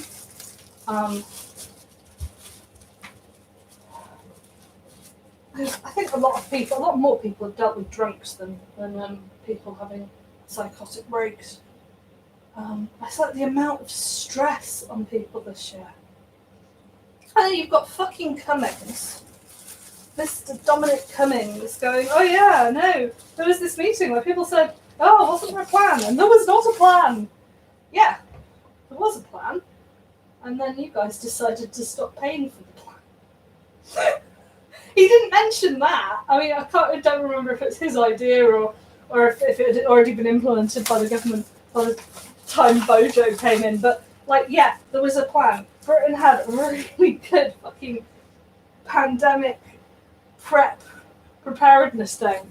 But Tories don't like preparedness. They really don't. Because if you're paying for something that might never happen, why are you paying for it? Basically. Okay, so I sift in the flour, and this is the one where I use the milk. Yeah, I always find it weird when I was talking to other kids about, and that's the last of the colourful layers. Where did I put that? Okay, so I'm going to turn the grill off for now. So far, it's a bit hot actually for me to do this. This is what the Kek Lapis Sarawak looks like. I'm just going to put it over here to cool. And then I'm going to try and do something funky with it in a bit, or I cut it into pieces and arrange it on another load of layers. So for the moment, I'm doing the Madeira cake. Something else is in, isn't it?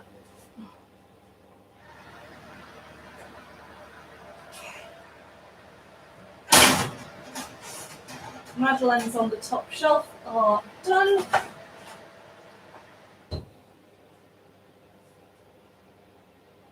Okay.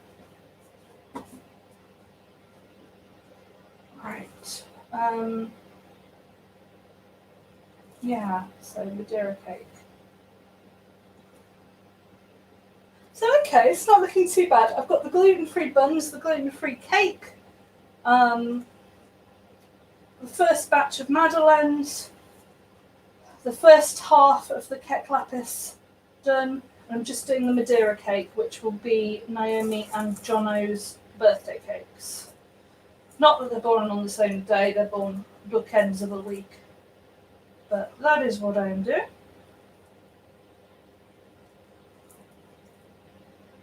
Right. We're getting there. We are definitely getting there.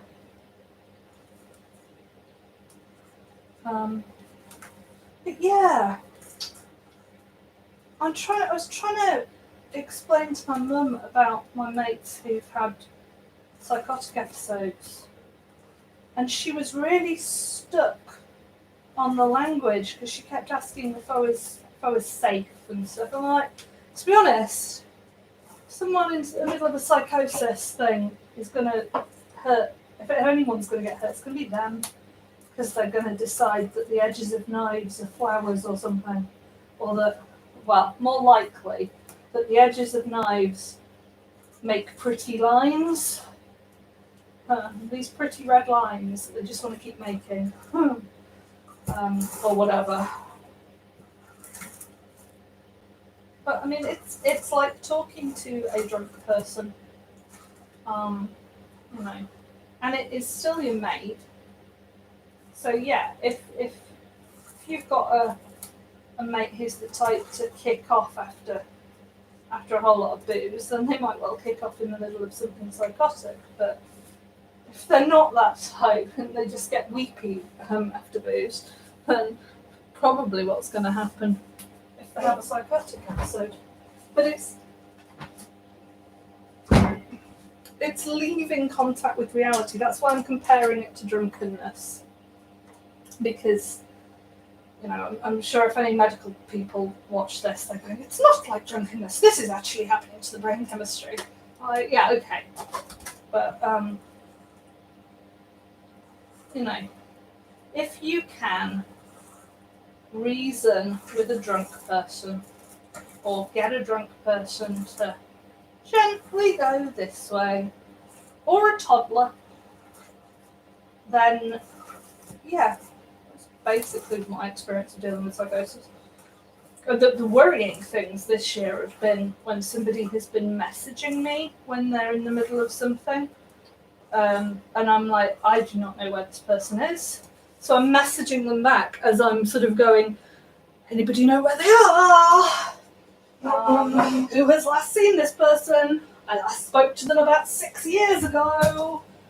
It's really nice that apparently I'm a safe person, but I can't do shit to help them. And this is scaring the tits off me. Because I'm always sort of thinking, what if they are at the end of Morecambe Pro and they're just waiting for me to say, oh, I see what you mean about the world sucking. Wait, where have you gone? Or, well, yes, it is possible that the island of Atlantis is off Morecambe. But you should probably wait for there to be a dive team. I don't think the people coming towards you in sports gear are a dive team. I worry about people. Oh, and then there's this utter crap. Oh my god. So I'm talking about psychotic episodes.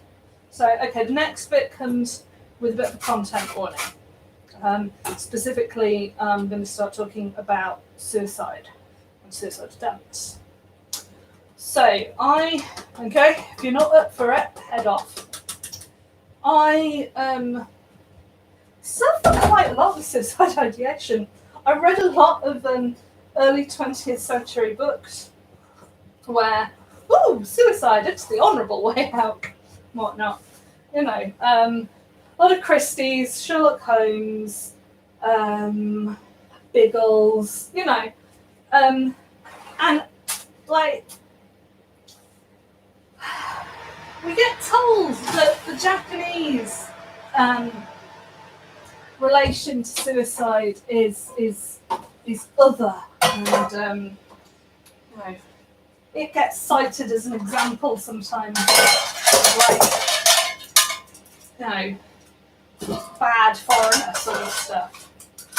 And anyway, I went over to Japan and God, played hangman in an English class, only to be told afterwards why we really weren't getting much engagement from the class. So yeah, I am not about to go all weeb on you and say Japan is amazing. But Japan is amazing, and I love it. But what got me wasn't the foreignness of this suicidal stuff. Oh, hello, Tabby. Do Mm. Mm. We just kissed on YouTube. Okay. Anyway, it wasn't the foreignness of Japan and its suicidal stuff, but how familiar it was. Now I admit I have problems. I'm fully aware I have problems when it comes to suicide, but they're the type of problems that are embedded within a culture that is this one, that sometimes portrays suicide as being good. You know, if you, and this is actually going to be surprisingly relevant to my story, but if you think about Robin Williams and the meme that went round of Genie saying, "I'm finally free." That's what I mean by the good suicide not being a foreign thing in this culture. We pretend it is, sure, but it ain't. Anyway, I do like to give a lot of context to my stories, don't I? So, I last attempted suicide maybe a day or two after Mr. Williams. And it was the weirdest suicide attempt I've ever done. So I am relatively used to me trying to kill myself. Yeah, I know, I did warn you. It's something I have done with varying degrees of seriousness since I was about 13. Yeah, not great. And I won't get into the whys and wherefores. The one just after Robin Williams tried it was the first time I've ever understood why there are rules on how reporters report suicides. Because I'd always sort of taken that one with a bit of a pinch of salt and maybe impressionable teens. I've seen Heathers, you know, that sort of thought. Well, I was not in my teens when Mr. Williams put a plastic bag around his head. I was, I believe, in my 30s. And now I was working abroad, so my usual support network were not immediately available to me. Yes, I am going to make a couple of excuses here. So, okay, there's that, right? I was at that point on my own, and I was listening, oh, and this bit's important, I was listening to the blooming radio in the car, and it came on, and I assume, because I was abroad, so I assume I must have been listening to some English language news that I found, because I can't imagine that my French isn't bad, but I don't think it's good enough for what happened next. Because I think it needed to be in English to have this reaction. Basically, I don't really remember completely me doing the things. What happened was I was suddenly aware that I had mimicked Mr. Williams with no good reason. That was the completely wild thing to me, because previous to that, you could actively trace, I am depressed, I will therefore, try and talk myself in a variety of different ways, as I said, that some were more gonna work than others. Luckily, none of them did. I am still here. I am not a ghost or an undead. Anyway,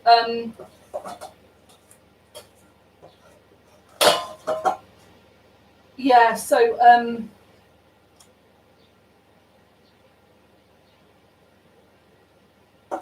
there's that.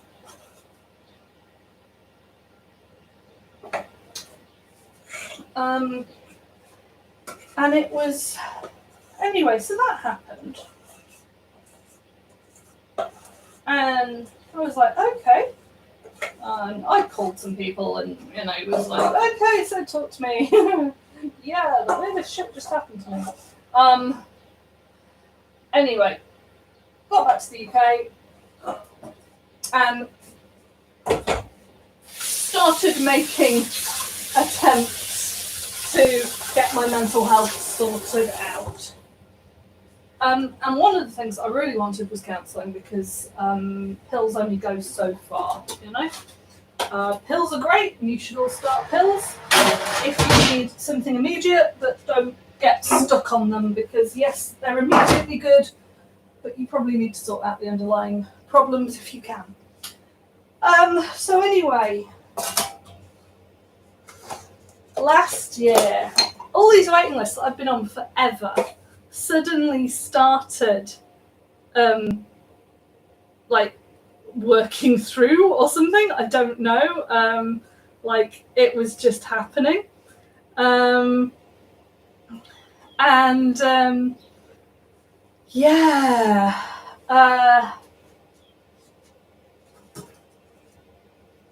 we're going to do the angel food cakes now. Okay. And I'd got onto a counselling for depression website, list, which, excellent.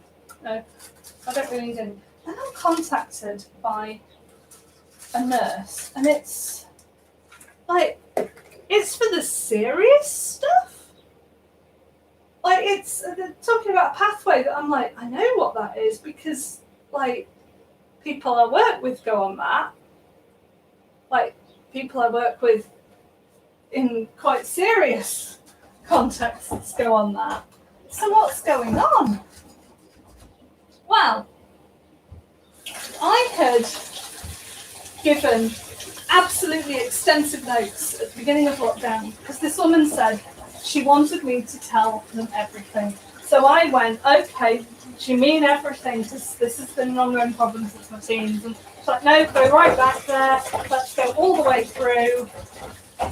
And we went through every self-harm, every incident, including the Robin Williams one.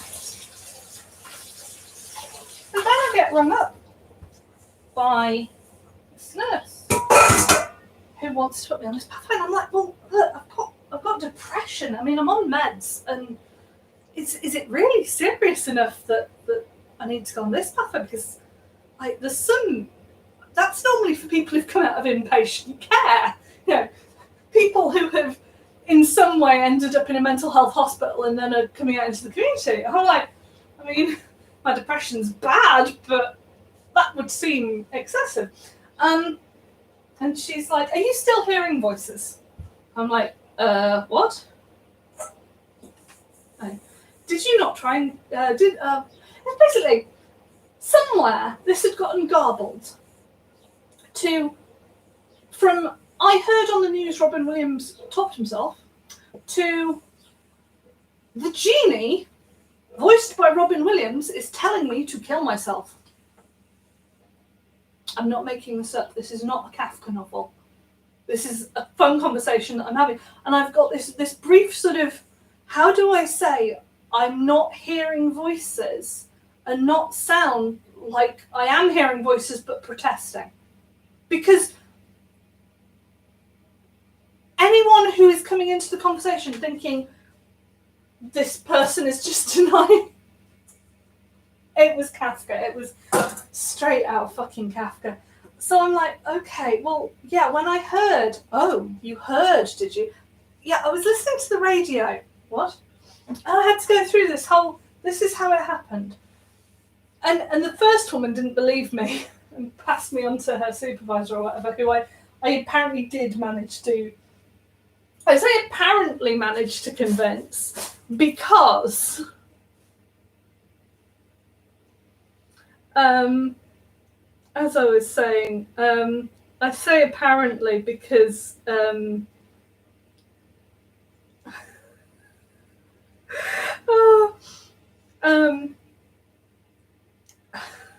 they called me back like this week saying they noted from my notes that I'd refused treatment. I was like, I haven't refused treatment.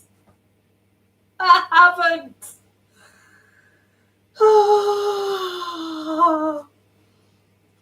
We agreed that treatment really wasn't suitable for me because I'm not hearing voices. Yeah, that was just, why? What even is this?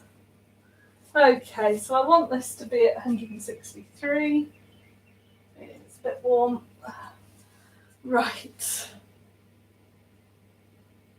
Okay. So I want sugar.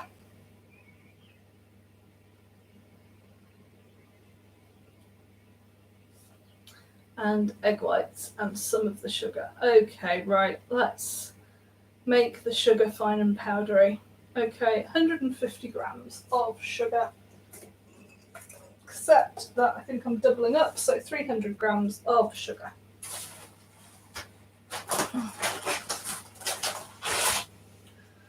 Yeah. Fucking Kafka, it really was just...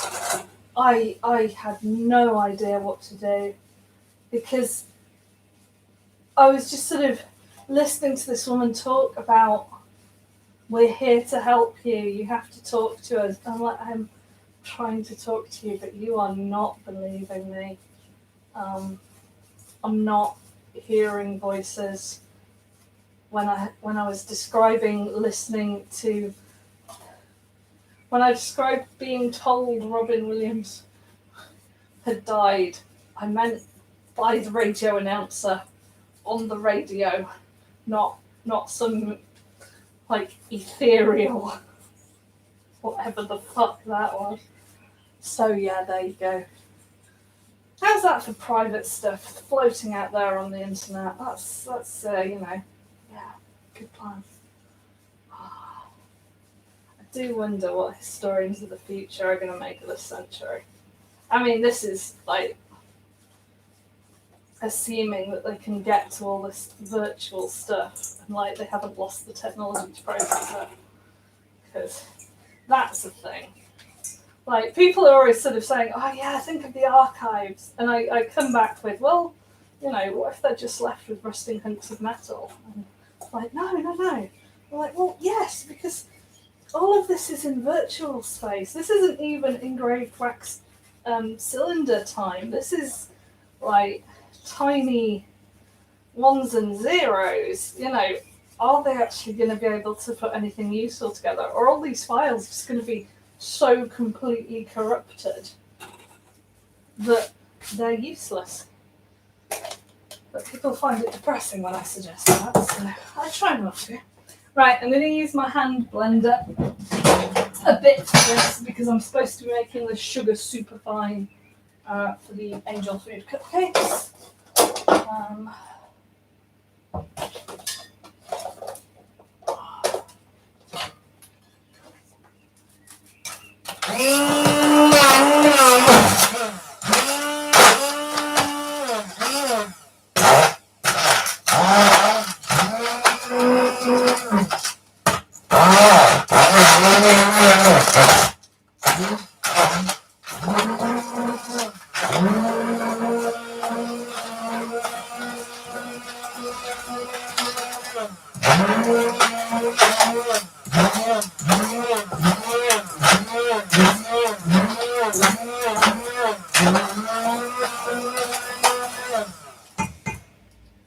Okay. So then I've got the 6 cakes, which I mix with some of the sugar. I'm mixing it with what, a third? Half cup. Okay. And that I'll do with the actual beaters that I've been using previously.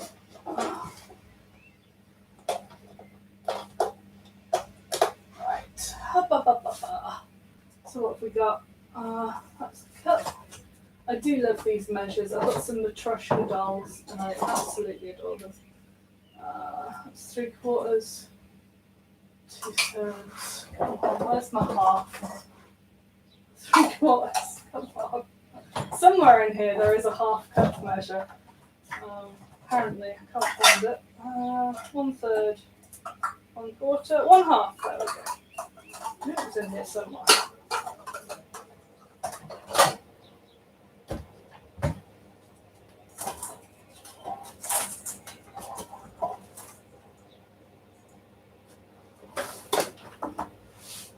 Okay. Right.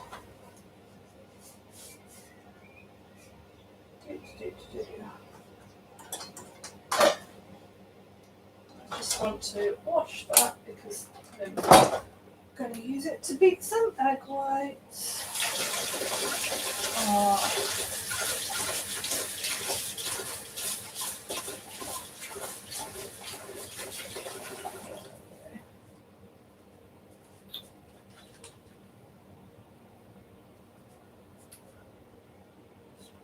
It's one of those things that I think it's fun to sort of have on in the background, maybe. Me puttering away, but only if you're in a particular mood. Right, there we go. Okay. Now this is why I have an egg beater today. Definitely. Because doing this by hand would not be doable. I mean, I'm actually going to turn up the speed on this. I'm basically making a meringue, really.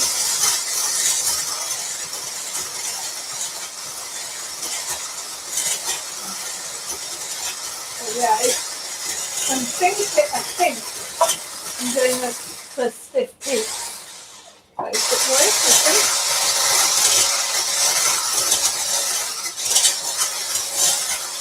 Oh, and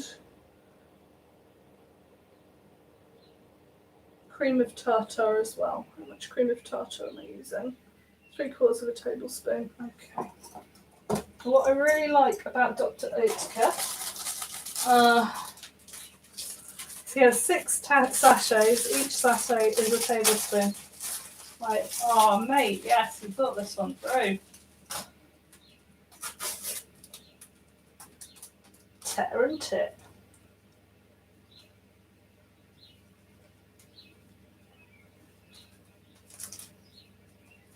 Okay, right, there we go.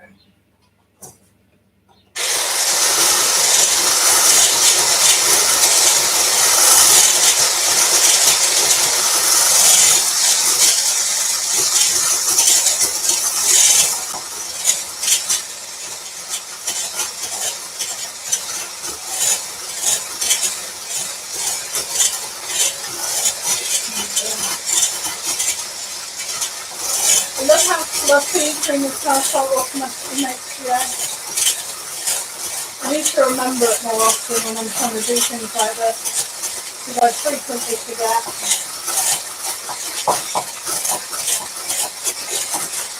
It's not suitable for everything though, so.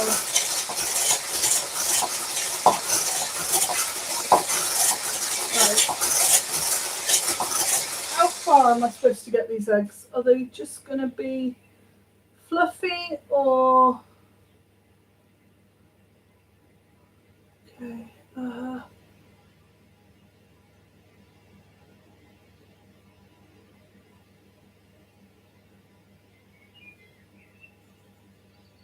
Yeah, soft peaks. Okay.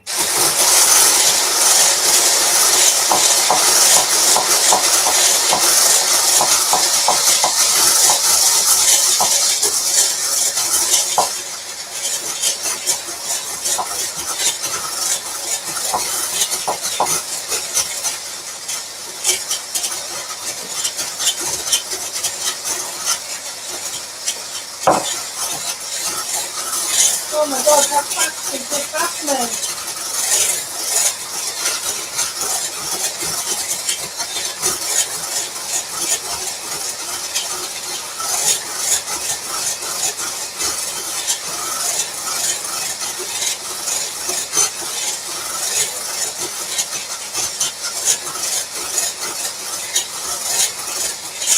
It's happening so much faster than if I was doing this by hand. Oh, I love it.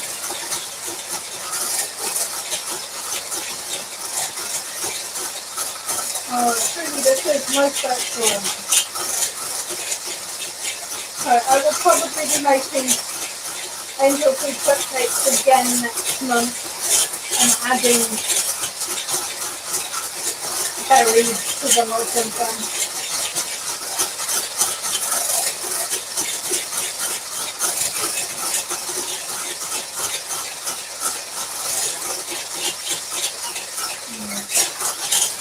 And I may well be doing some more biscuits and things next month as well, like coconut macaroons and things.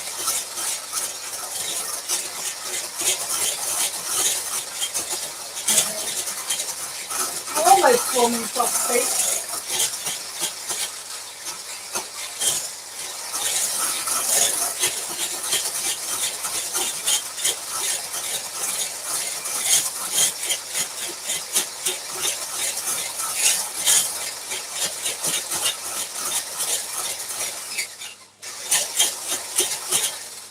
Yeah, I'd say they were soft bakes. Right, okay, there's that. Okay, so put to one side, and then with this we are adding the cake flour and salt. So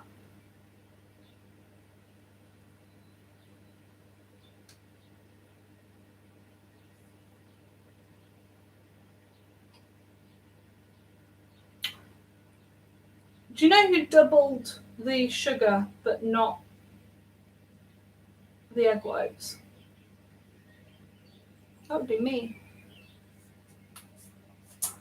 Okay. So 3/4 of a cup minus half a cup is 1/4 of a cup. Right. Okay. Good job I caught that now, really, isn't it?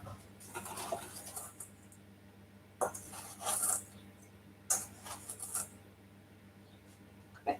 There we go.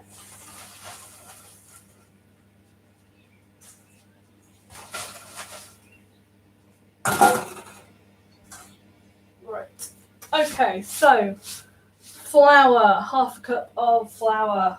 Got half a cup right here. So where's the flour?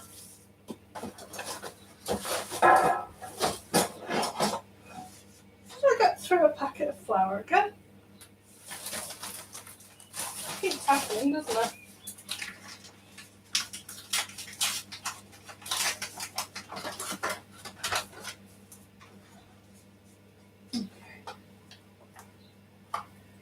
Right, so this is the angel food cake. I don't often make this type of cake, to be honest, either. Quite good fun. But, right, so sugar. Oh, a little bit of salt as well. She says, had salt just briefly. Where did I put it? There we go. Right, there we go. Okay. Sugar, flour, egg whites, and then soft peaks. Slowly sift flour into the egg white mixture. Right, okay.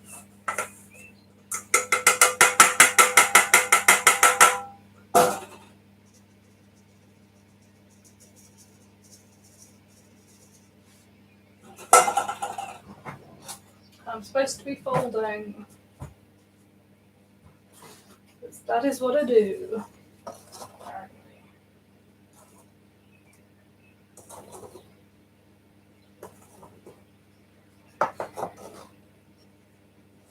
Okay, it's not too bad.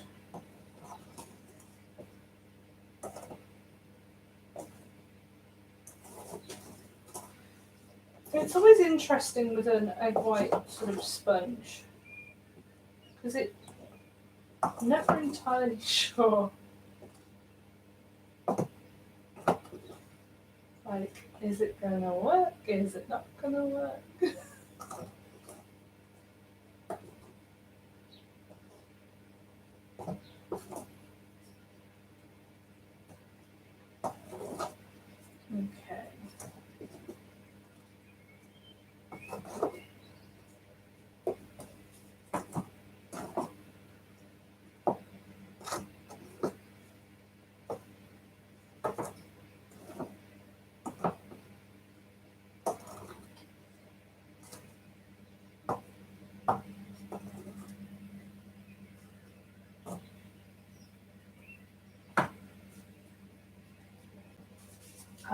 Da-da-da.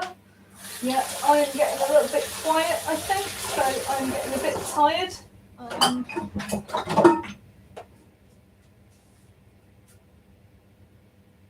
And is there any of this vanilla left? There is not. Okay. I did wonder that. So I was like, oh, no, on vanilla. No, I think all of these are empty. Right, okay. There we go. So yeah, I'm folding this, and this is looking a little bit more like what I would recognise as a dough. But the thing with angel food cake is it's so light. Like, I mean, that's the whole point of it, as it were. It's mega light.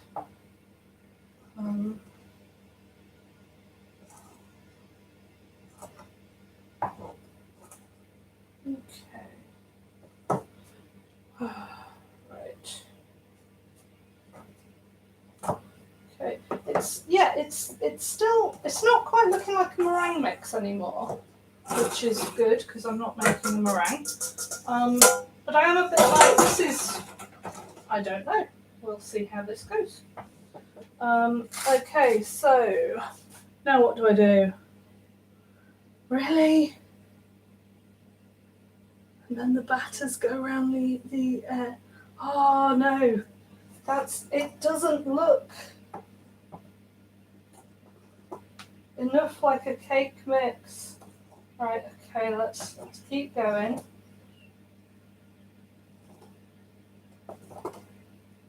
Because this is it.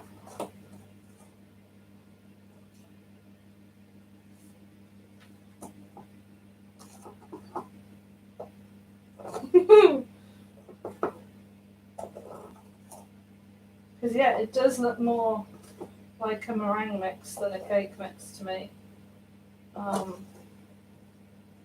I mean, if it goes wrong, I've got 14 other egg whites in the fridge, so no harm.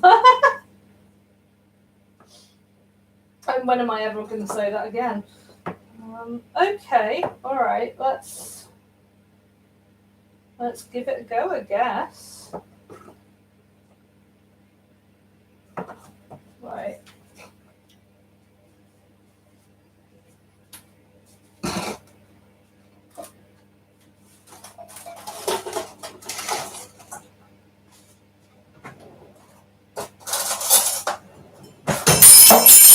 And yes, that was well done. Okay, I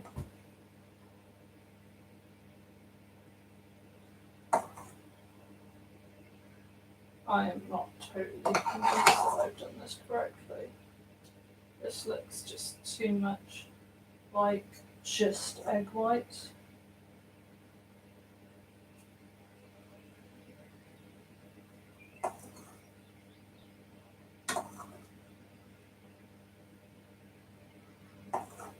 Rather than, cake mix. I mean, if it works, I'll do a gluten-free version, but I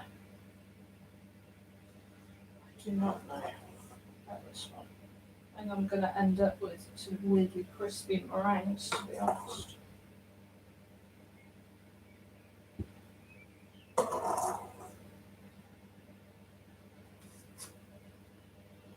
We'll see how it goes.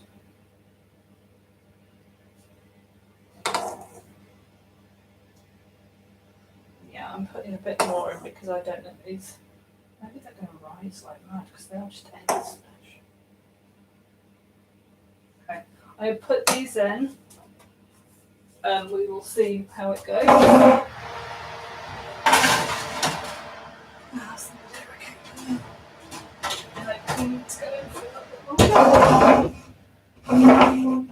Okay, I think given that this is my least popular stream, I apologise, Sammy, if you're watching later. I think I'm going to call it here.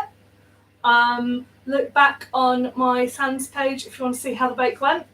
But you've seen me do gluten-free vanilla sponges, start my cake lapis, Madeira cake, angel food cake.